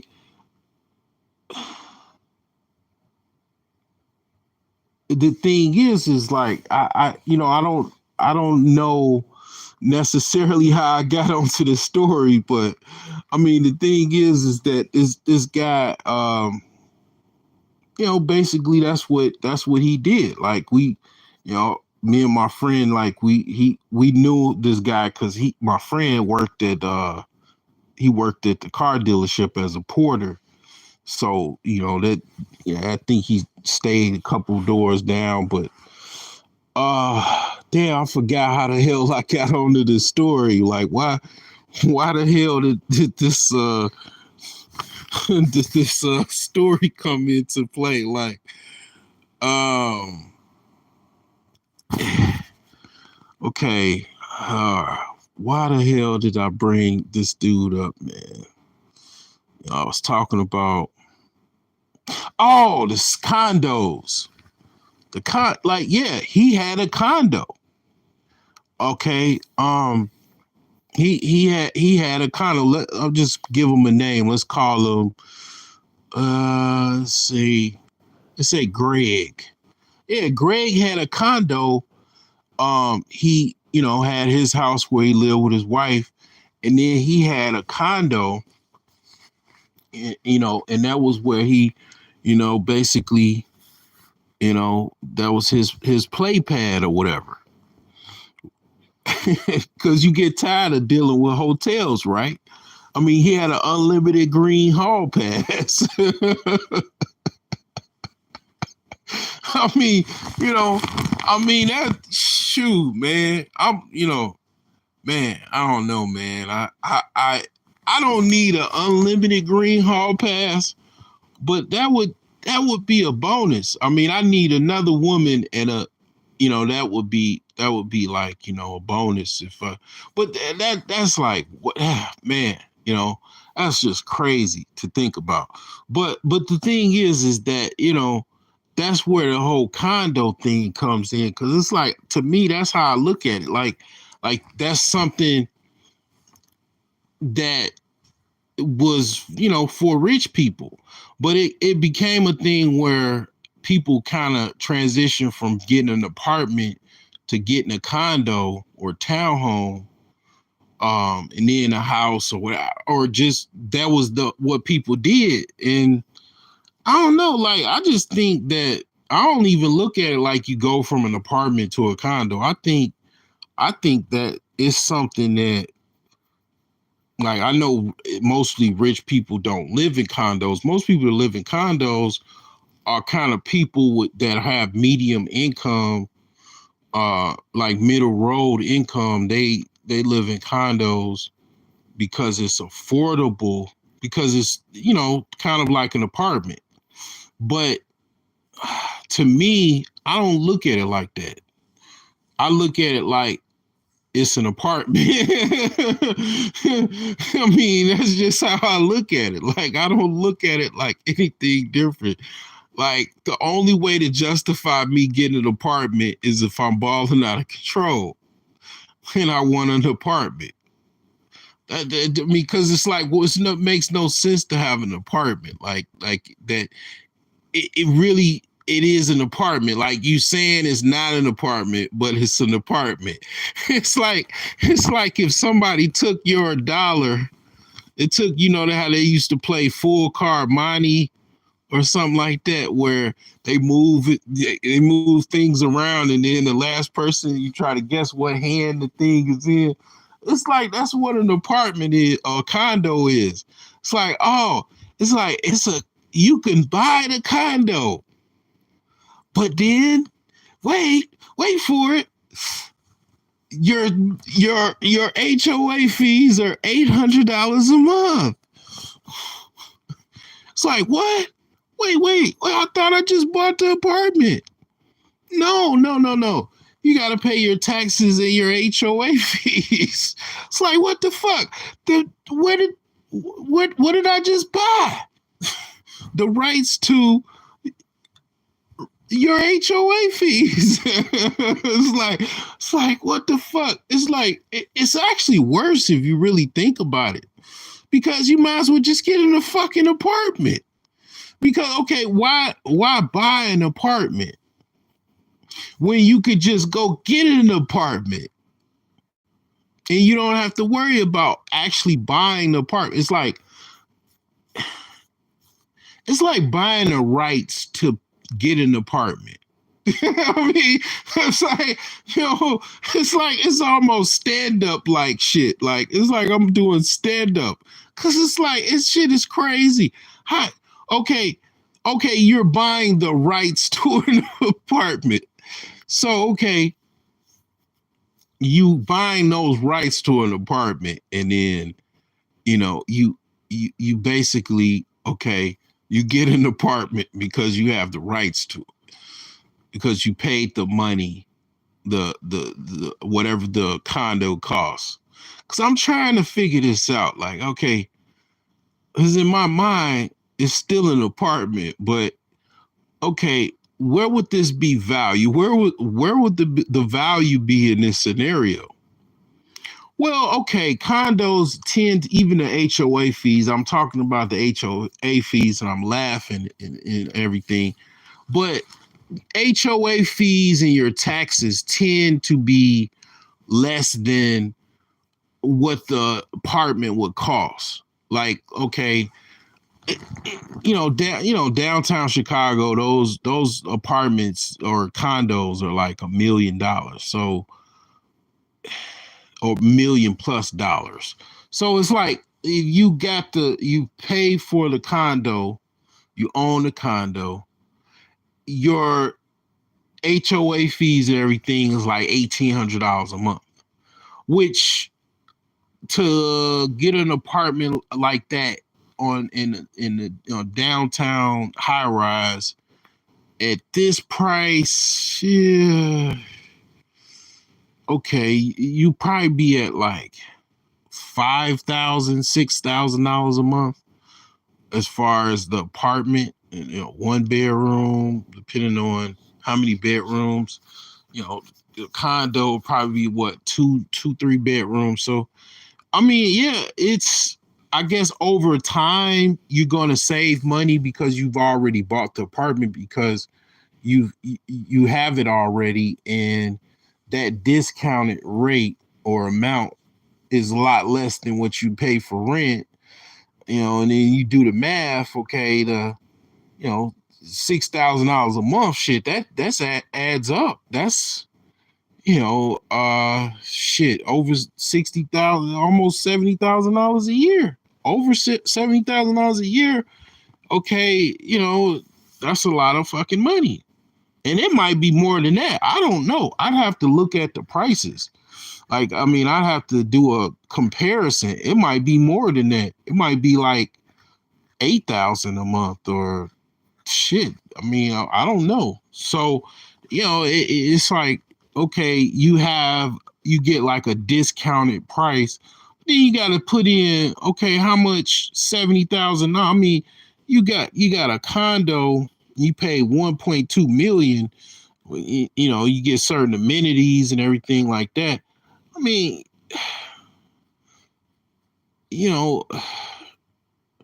shit, you probably still better off paying that $70,000 a year. I mean, so I'm gonna get out of that. I'm gonna just say, you want to buy probably a single family home. And you get that you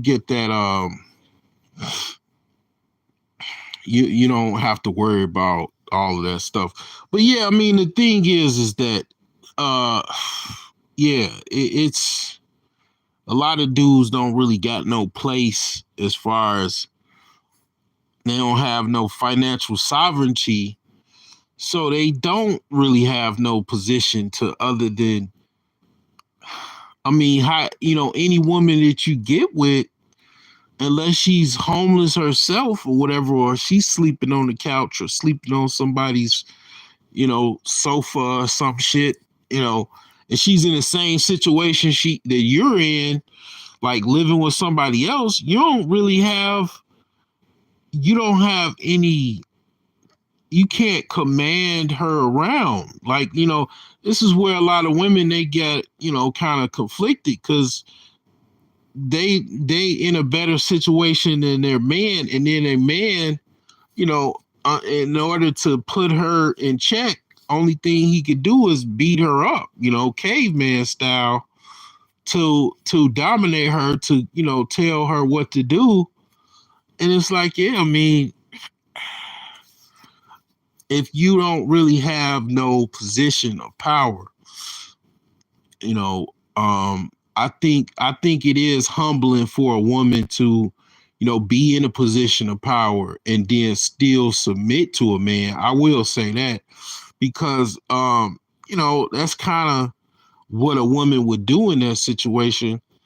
And I think that, a woman should, because I mean, that's really how other cultures, that's how their reality is, because they really understand the value of their men, like they understand the value of a man. But it's like, to a certain extent, the men at least have, a house, and they probably started with that, and then the wife started to make a lot more money, than the man. She, worked her way up, management and stuff like that. But it's like, to kind of start with a situation where you don't have nothing really to provide, and all of that. I mean, I don't know, man. That's it's like you gotta have some type of position, man, of some type of provisions, I would say, where, okay, you got your stuff in order, you got your life in order, and regardless, you don't take any shit, man. You just, that I'll just say, first things first, do not take no shit. Once you have that type of mentality, then women, because you got men, men do not try other men. It's consequences for men, trying other men, being aggressive towards other men. Men are gonna fight, they're gonna be violent toward each other. And it's like, the thing is that one of the things that men do, because to a certain degree men are real thirsty, they don't have that same mentality to women. So, they just basically, get taken advantage of. And it's like, the thing is that you just have that type of mentality, and you stand on it, and you don't allow women to manipulate you, you to putting your guard down, to basically take more disrespect and all of that type of stuff, and dealing with all kinds of you know problems, as far as microaggressions, and even slight aggressions, where they try to just hit you, and like, stuff like that. If you don't take that shit, you basically, you don't you don't open a door towards you being manipulated. And I know that's kind of difficult, but the thing is that that's the start right there. That's the starting point of, you know not being a simp. And you start to eliminate a lot of women, because you start going into, basically not capitulating to the manipulation, basically. and that's it. Like, because women that are genuine, women that are genuinely nice, they're not trying to manipulate you. Like, their modus operandi is not manipulation. They just genuinely are nice, you know. um how many women are like that or not, I don't know. But the thing is that, yeah, like, when you open the door, taking shit opens the door for, basically, you know what I'm saying, all of the, it's like the Pandora's box of simping, because a lot of, that's what a lot of dudes do. A lot of dudes, that's what they do, because either they want to, you know um because it's a lot of stuff that's involved. Like, you got some men that they have to have a woman around because that's part of, it's like almost being a part of their brand. Like, they, you know them having a relationship, it's like a part of their friend group. It's like almost like competition. And these men, I think they do, these are the men that will probably kill their wife if something happens, that, like, the woman wants to break up, because they look at it as on some, like, kind of like, I don't know, like, it's almost, it's like you think of narcissism mixed with, like, being a psychopath, almost, to, like, almost even, it's other things. But it's really crazy, because it's like these men, it's a lot of men like this. Like, they look at this as like a competition, like a, like a popularity contest type of thing, where if they don't have a woman, you know they basically are, you know these are the men that also look at other men, like, if you ain't got no woman, you're it's like you're not competitive, or you're not the man, or whatever. You know what I'm saying. It's like having it's a trophy. Like, it's like, I'm a winner. Now, don't get me wrong, they are right. Like, if you don't have a woman, you are definitely not winning. I mean, I have to, I have to be honest. I mean, it is what it is. But if you don't have no woman, man, like, you are losing. Now, you know what I'm saying? You gotta have you a queen. I mean, I'm not gonna I'm not gonna send you off. Like, I mean, don't get me wrong, they are right. But when you got a queen that you gotta be a simp to, that's where the problem comes in. Where she's, because these men, a lot of these men, like, they basically, one of the reasons why they don't want to let their wife go, why they don't want to divorce their wife or whatever, is because they look at everything as a competition. And that's why I say, like, these men, when the woman leaves, they don't just look at it like the woman is leaving and they was in love and stuff like that. That's one part of it. But they look at it as an embarrassment. They're embarrassed, you know, and that's where they go in the whole, you talk about suicides and murder suicides and all that.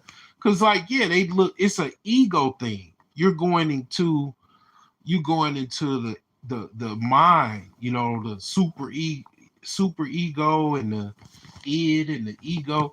Like, this is mental. It's like the mental, like, vortex you're going into, because these are definitely, kind of mental problems, but it's like deeper than mental problems. Like, basically what I'm saying. And it's like, yeah, these guys, they look at it like competition, like, and also, like, where they rank in life. And it's like, yeah, if you know, they talk about other men that, broke up with their woman, or They talk about other men, they ain't got no woman.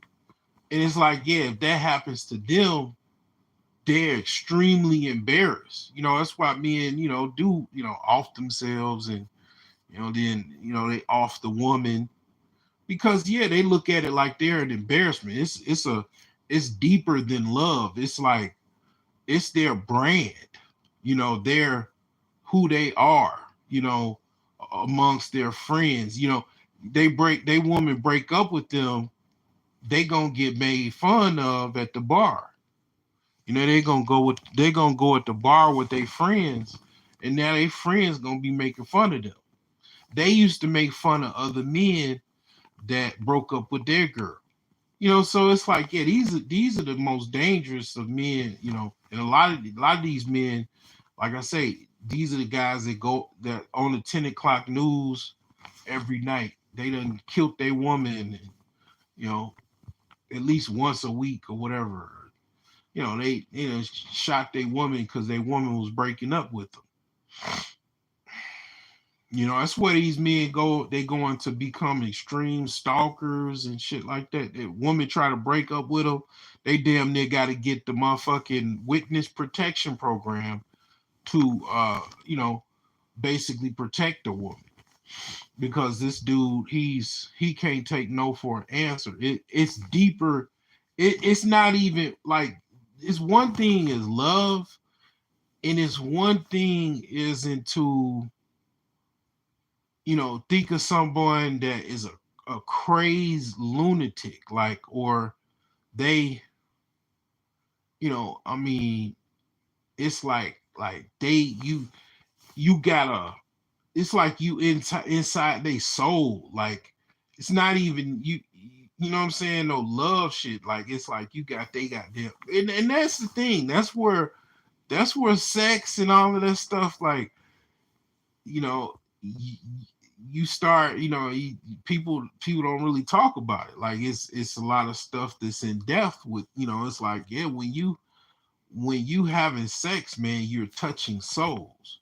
Like, if you doing it right, like, you know, and the thing is that's where that shit goes. Like, um, you got guys, man, getting with all these chicks, man, and I mean, it's like you got all of these motherfucking chicks, man, stalking you and shit. You out here, motherfucking you, touching souls and shit. And it's like, yeah, man, some of them women, they gonna be like, you know what, man, I'm gonna kill this dude, then, because you got it on both sides, man. You know, both men and women, man. When you the act of sex is it's a soulful experience, and it's, then this conversation goes to, casual sex versus no such thing as casual sex, because that's a serious thing. Like, um I do to a certain degree. I do believe that, because I think the Hebrew Israelites or whatever, they believe if whoever you have sex with, that's your wife. That's, you know you have that's your wife. Like, that's, and to a certain degree, I do agree with that to a certain degree, because that soulful experience, people think it's, the idea of casual sex. It's not really, sex is not necessarily casual like that. Like the idea of casual sex is you could just have sex, and it's no big deal, and, it's just like, busting a sweat, and it's like, I mean, not so quite, you know. But the thing is that, I'm all in the weeds and everything. But it's like, yeah, I mean, when you don't take no shit, man, that's the first thing right there. You know, first thing is not taking no shit, man. That's kind of how you just basically, once you get to that point, and I mean, how you get to that point is I mean, some guys are incapable of being a simp. Like, it's no reaching them because you gotta understand, it's men that have low self esteem, man. They have severe low self esteem. I'm not talking about some depression shit because you ain't had no money in a minute and you depressed, and you dealing all kind of shit. I'm talking about a person that from the time they was a little boy to an adult, they knew they were not handsome. They knew that, they were, possibly even ugly. And men like that, man, they don't really see no other way, or they extremely obese. They don't really see no other way that they can't be no simp. Like they, almost, have to capitulate, to being a simp because they not really, they got a lot of problems as far as aesthetically how they look. So, it's like you got quite a few men that's kind of what they do. Now, this is some crazy shit though, right? And it kind of like is wisdom to a certain extent because you notice stuff. One of the things that I've had started to notice, and I've said this before, because it kind of goes with certain things. What I said earlier about being a simp. A lot of dudes in the hood be simps, trying to do all kinds of crimes and stuff to make money to buy clothes and trick on chicks and all that. And it's like, one of the things that I notice when I see these mug shots of men that got caught, doing something, robbing somebody or whatever, I start to look and I'm like, I notice a lot of these dudes are not handsome, are pretty much ugly to a certain extent. And it's like, damn, I start to notice, I'm like, damn. So it led me to think a lot of these dudes doing this stuff to because they trying to get money to buy cars, buy chains, and buy clothes, to impress women because men ain't buying that shit for other men. Men just don't. Men ain't going to the mall to get no motherfucking jeans, some sneakers, some shirts, looking at gold chains to impress other men.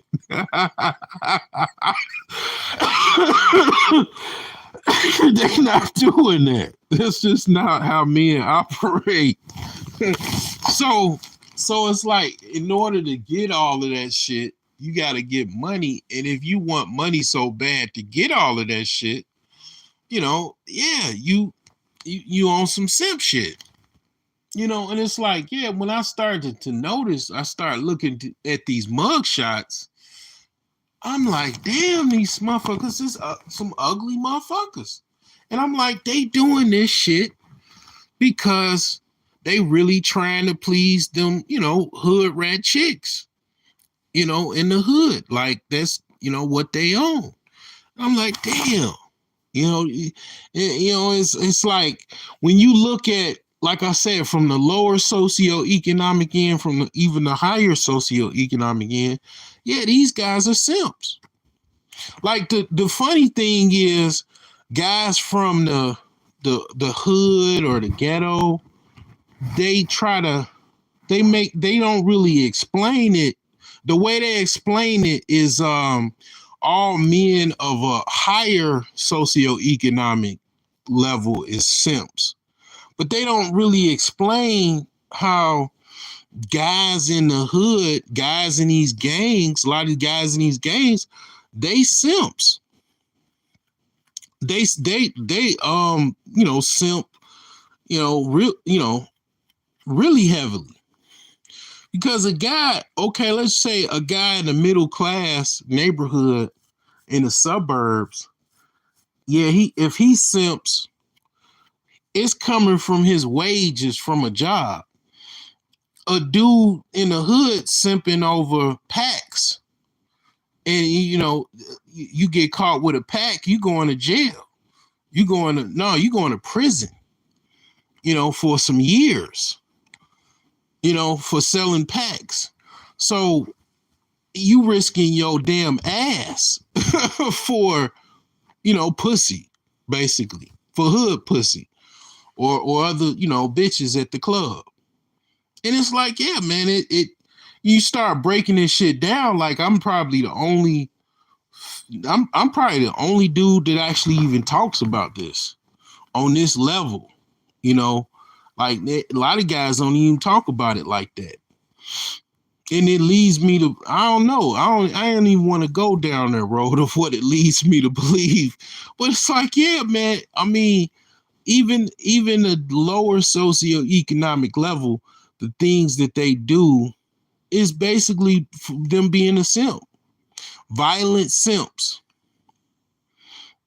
And yeah, because if you go back to the money and everything and what the motivation of getting money is for, yeah, you really, you really understand this shit, really how deep it is, how deep the rabbit, hole is, because like, yeah, a lot of dudes, they like to portray the simp as if all simps got money and they don't, they live good. No, you got simps in the hood, man. Every hood has a whole bunch of simps, and these simps, the hood is violent. The reason why it's called the hood because it's not neighborly. People are not neighborly, so it's just all you got is the hood. So you got basically an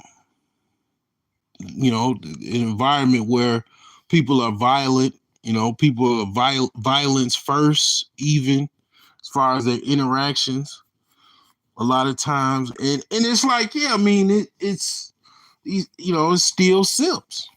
It's still the behavior of being a simp is even, in this type of environment, and it gets real violent, it's a lot of violent simp encounters.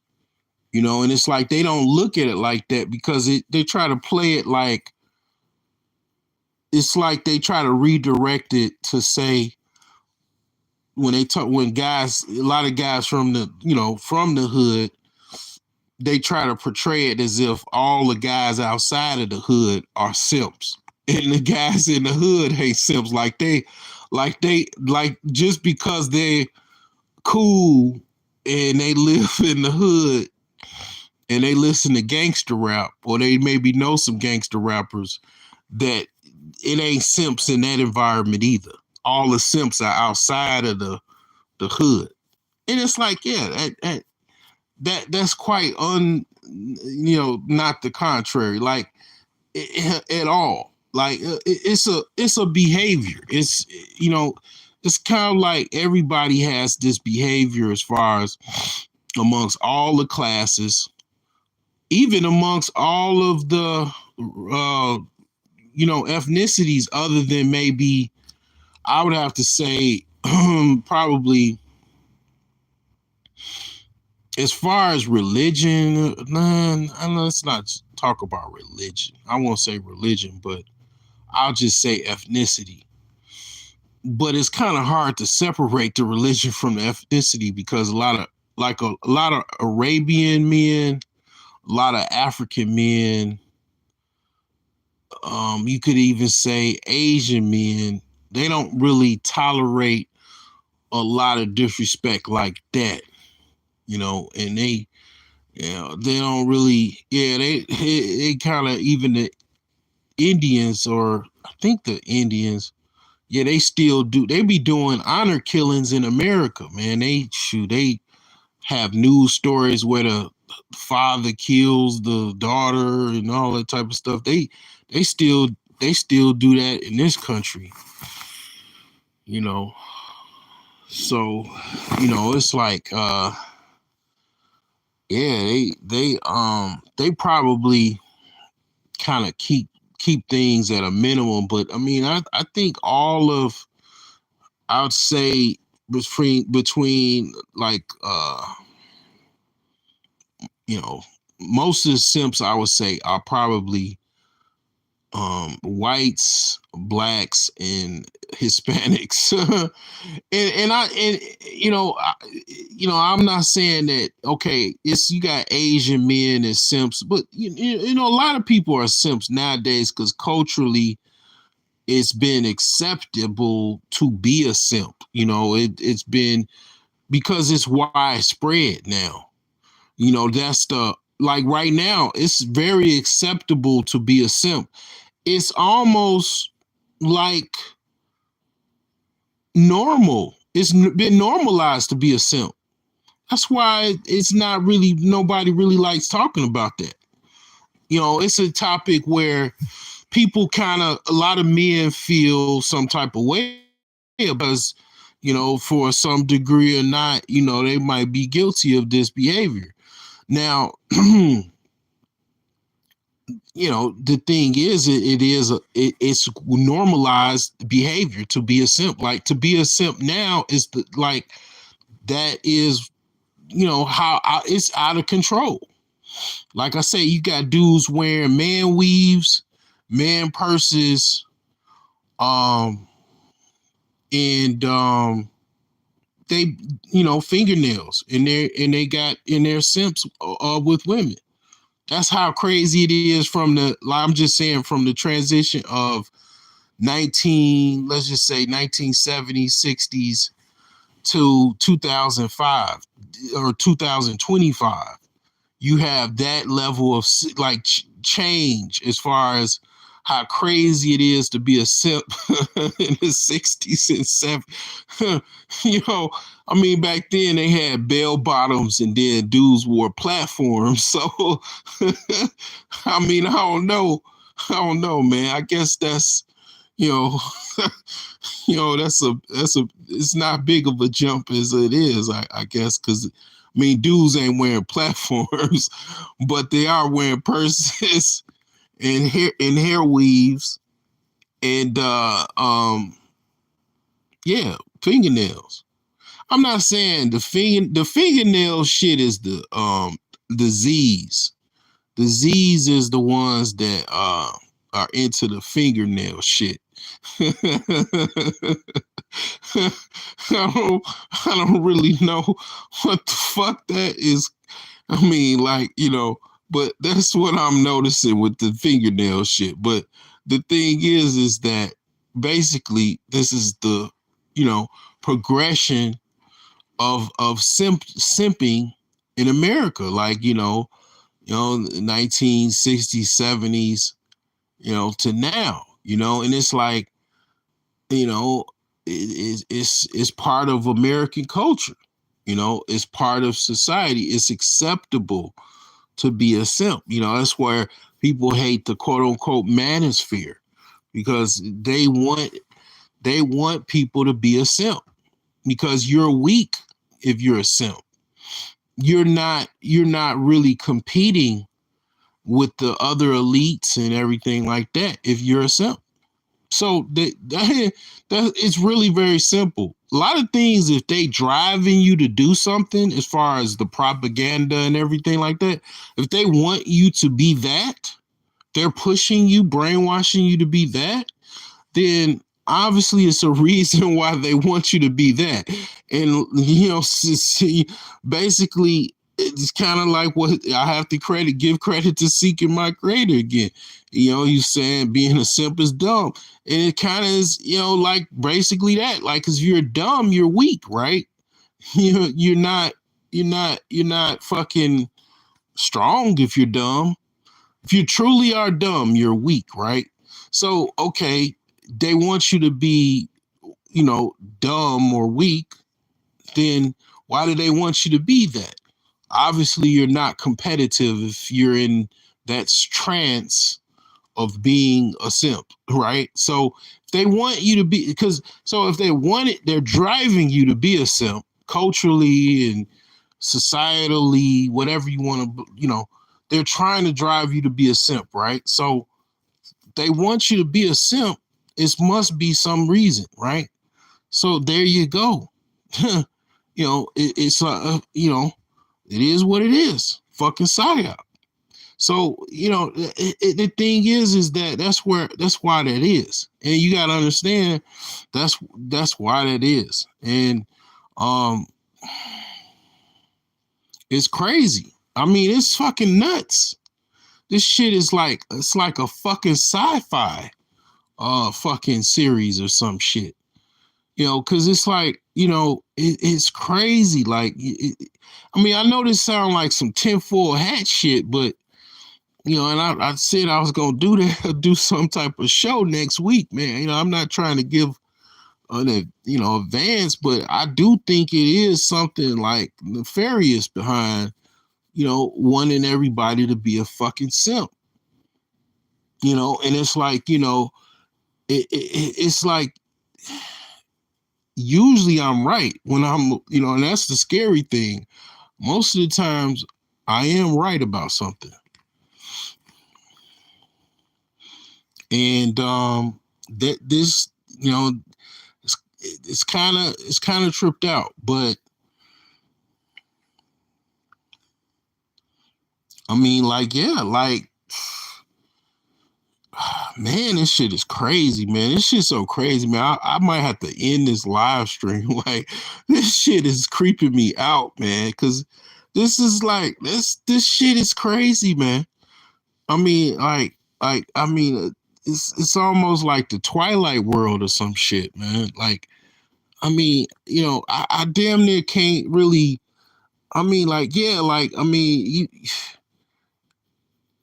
it's like, I'm trying to come up with the three ways, and it's like, man, it just seems like, probably that would be one way is understanding that this shit.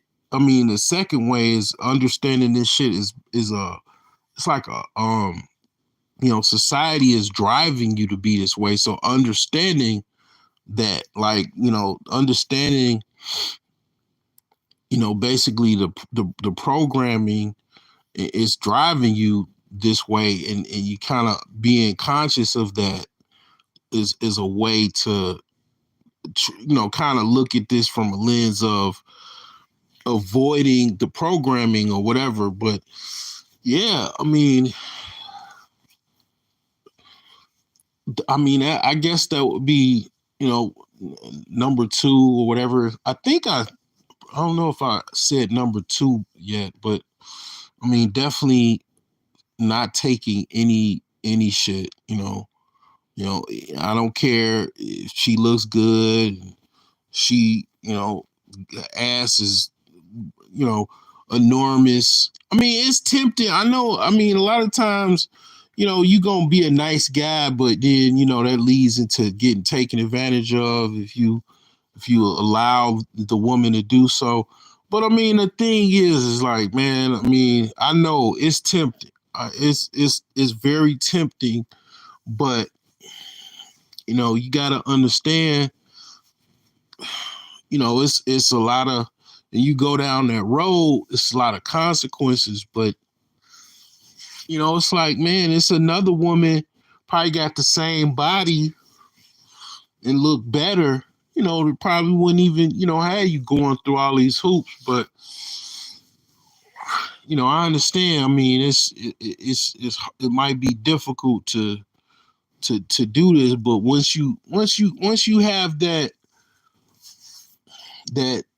basically understanding that you're not gonna take no shit, women will not try you. They'll eventually understand that you are not to be tried. But yeah, I mean that's one. Two, understanding the programming. You're programmed to be a simp. Music, culture, society, TV, movies. Uh, and I guess third would be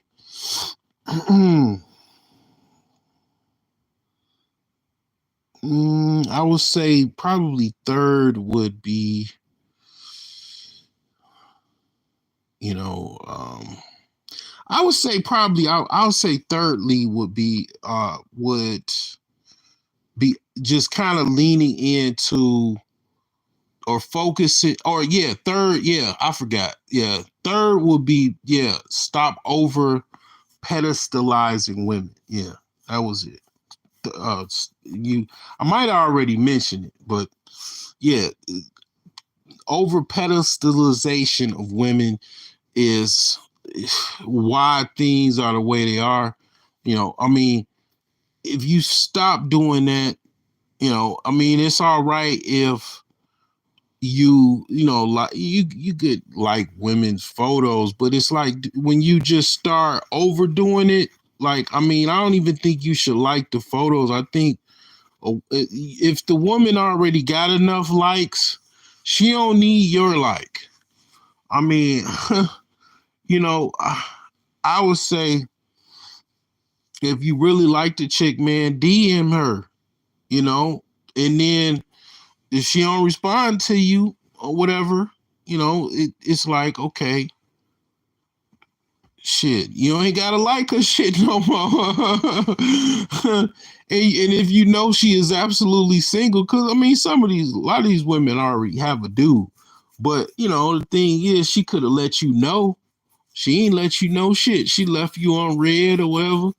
You know, stop like, and then you ain't gonna really, you know, you ain't gotta unfollow her, but you know, you don't have to like her photos no more, cause you know, shit, she got enough likes, you know, and she don't even respond to your DM, so fuck it.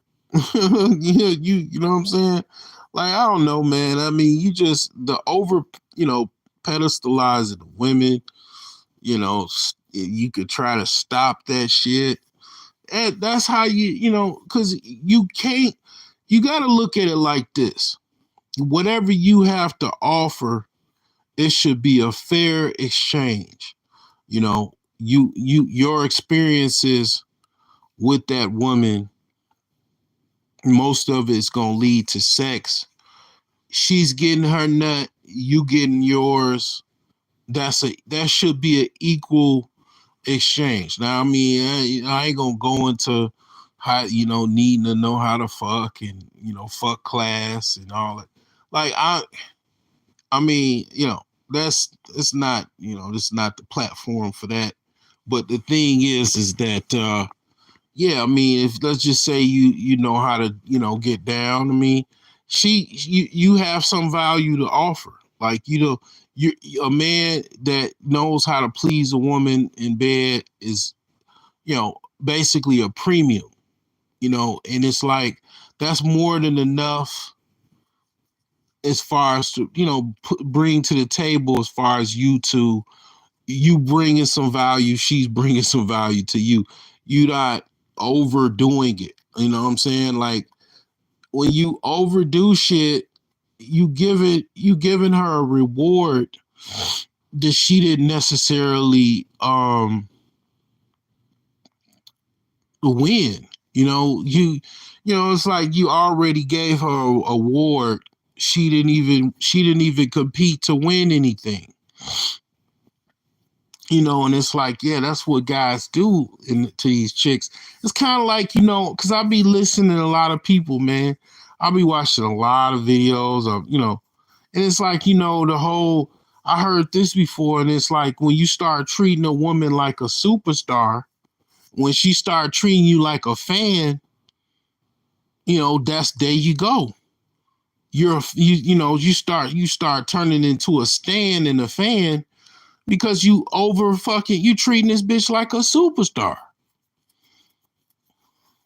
you know, and it's like, yeah, like, you know, you wonder why you know what I'm saying, you got to take photos of the chick and shit everywhere you go, and she's your, you know, fucking photographer. Yeah, you're her biggest fan. And now, I mean, you know, you have relationships like that where, I mean, if you got a relationship like that, y'all both cool. I mean, you know, I ain't got no problem with that. But when she beating you upside your head because you didn't get the right camera angle, or she just, you drop some water on the floor and she start cussing you out. It's not, that's a toxic relationship that, if you provide peace and she's giving you hell, that's not an equitable relationship. Okay? That's a hellion that you live with. That, what I'm saying? You can't get no peace from no hellion. That, I mean, I ain't gonna try to spook people up, spook him and give him, I'm already, it. I mean, the thing is, man, this thing is spiritual, man. This is this shit is, the mind, body, and the soul. It all, has, you got, the spiritual world, you got the, the spiritual world kind of is like the metaphysical world, and you have the physical world. And it's like, the thing is that, yeah, when you start to put women at just so high of a rate, and it's like, no, like, it's not how that goes. And that's one of the things, and I'm going to close with this. When you play chess and you really into it, like I'm really into it, I'm playing, I'm kind of, digging back in and trying to get my rating higher, because I did have some months where I was just kind of, I don't know, all over the place in my head. And, I'm playing some games, and I'm, basically crunching down, trying to get my rating back higher, slowly and surely. And, the thing is that when it comes to chess, a woman is definitely not above the king. And the woman is also the sacrifice, and, the thing is like, I was thinking about this, and I was in the grocery store, and I see a lot of times, black women are leading men, like they're in the front, they're walking, and the man is following the woman. And I'm like, in this perspective of just, how other men are, and a lot of times when it comes to being a simp, a lot of times you do take basically the submissive role in a relationship. That's what makes you also a simp. Like kind of like a beta male, like you're taking a submissive role in a relationship, basically. And that's also what you're doing. Now the thing is this, doing that, I mean, that, definitely that's, what you're also doing in as far as that concern.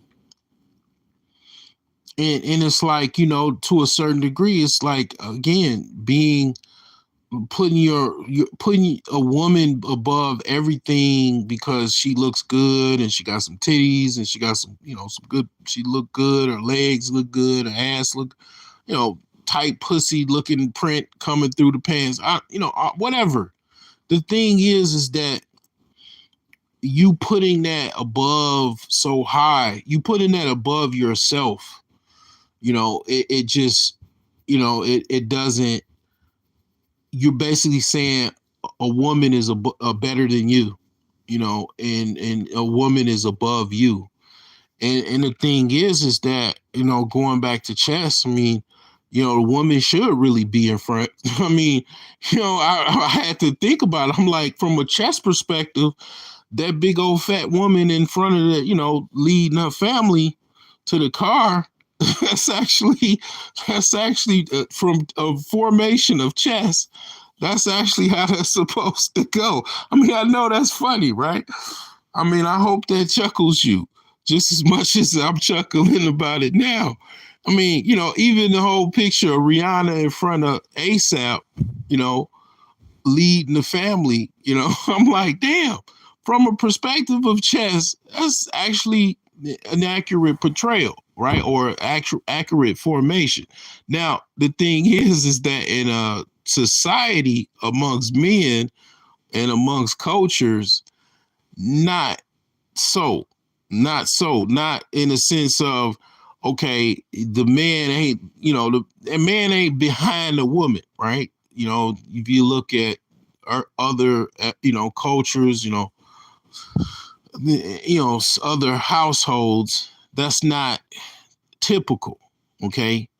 It's more typical in African American households and other households, white households, probably less in the Hispanic households and Asian households.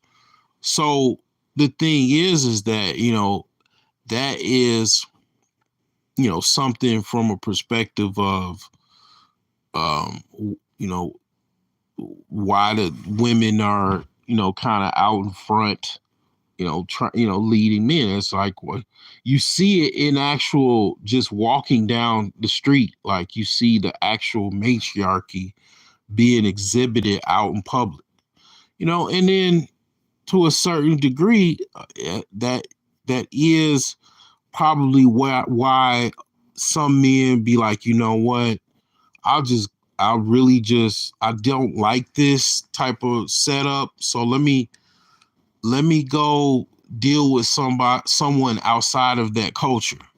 Like it really goes there. Like, it's like, damn, the fuck, this some dystopian weird shit. Cause, like, I ain't gonna lie, like, this is kind of weird, man. I mean, I ain't gonna lie, I did take a gummy before I got on here. So, I'm kind of in a higher dimensional form of thought, but yeah, like, this shit is fucking weird, man. And it's like, if you really look at it, because I mean, I am African and also African American, so it's like, I've seen different sides. Fortunately, if I was able to do that, but yeah, this shit is dystopian as hell. Like, because you can just look at it from this perspective of you being an alien from another planet or something, even. And then you came to America, and then you're looking at different types of people. And then you go look at the black community where black people live, and you seeing some strange shit behavior. It's like, what the fuck is wrong? Because you have a correlation. You watch every other ethnicity or group culturally, you saw how they live and how they interact. And then the last part on the list was, the African American community, and you seeing, damn, what the fuck is this shit? You're like, what the fuck is going on here? Like, I mean, this is distinctly different from any other people. I mean, probably similarly, other than, okay, they see the white people and Hispanic people, they pretty much, primarily behave as such.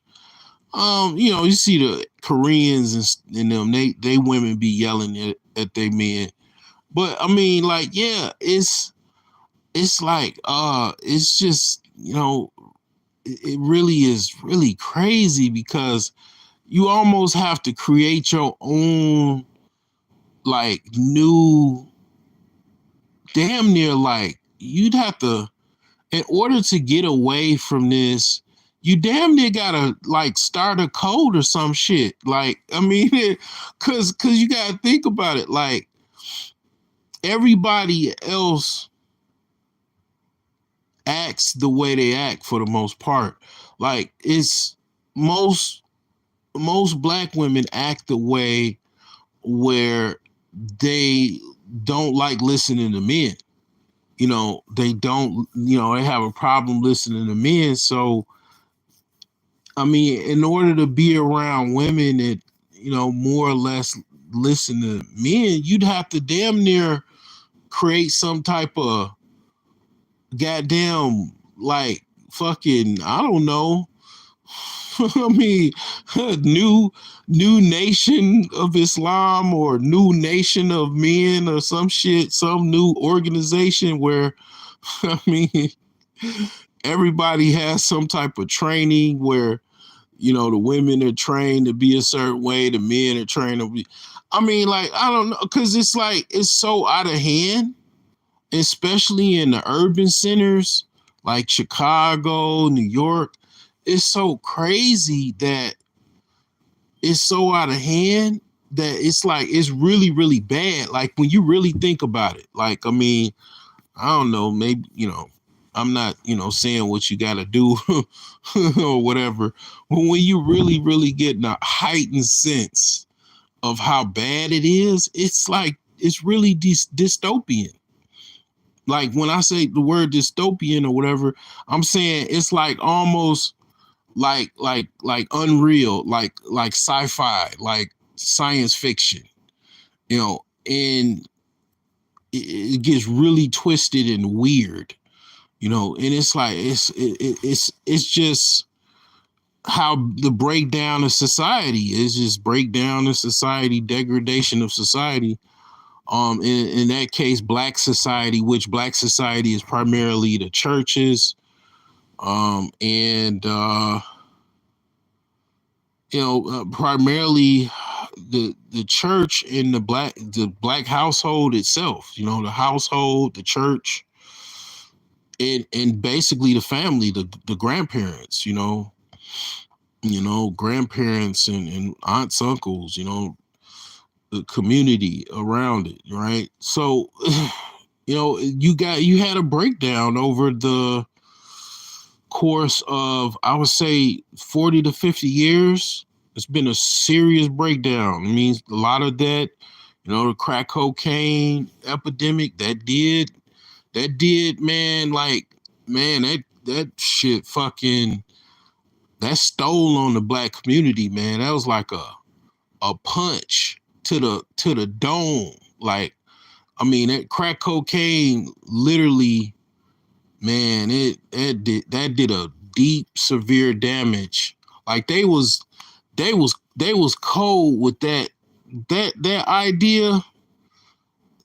They was on some, like, that really, that shit goes into witchcraft, like, and poisons and all of that, you know, um, potions and all of that type of shit.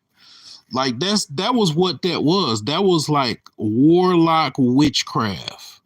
When they came up with the idea to push crack cocaine in the black community, that really lets you know how much that actually is, like, as far as when you go into the Salem witch trials and shit like that. Like, you start to realize, like, what you really dealing with, and yeah, I'm gonna have to put this on my blog. Yeah, this gonna be on my blog, not too long far from now, because yeah, I've said a little bit too much here. But the thing is like I said, I mean, the over pedestalizing of women, man, it's like, yeah, that's kind of something you gotta work on. But yeah, this will definitely be on my blog. This is not gonna be on the public space. So yeah, I hopefully y'all had a good evening. I'm gonna close this on out. This will be on brokegeniuses.com. This will not be on the public space not too much longer. So yeah, there you go.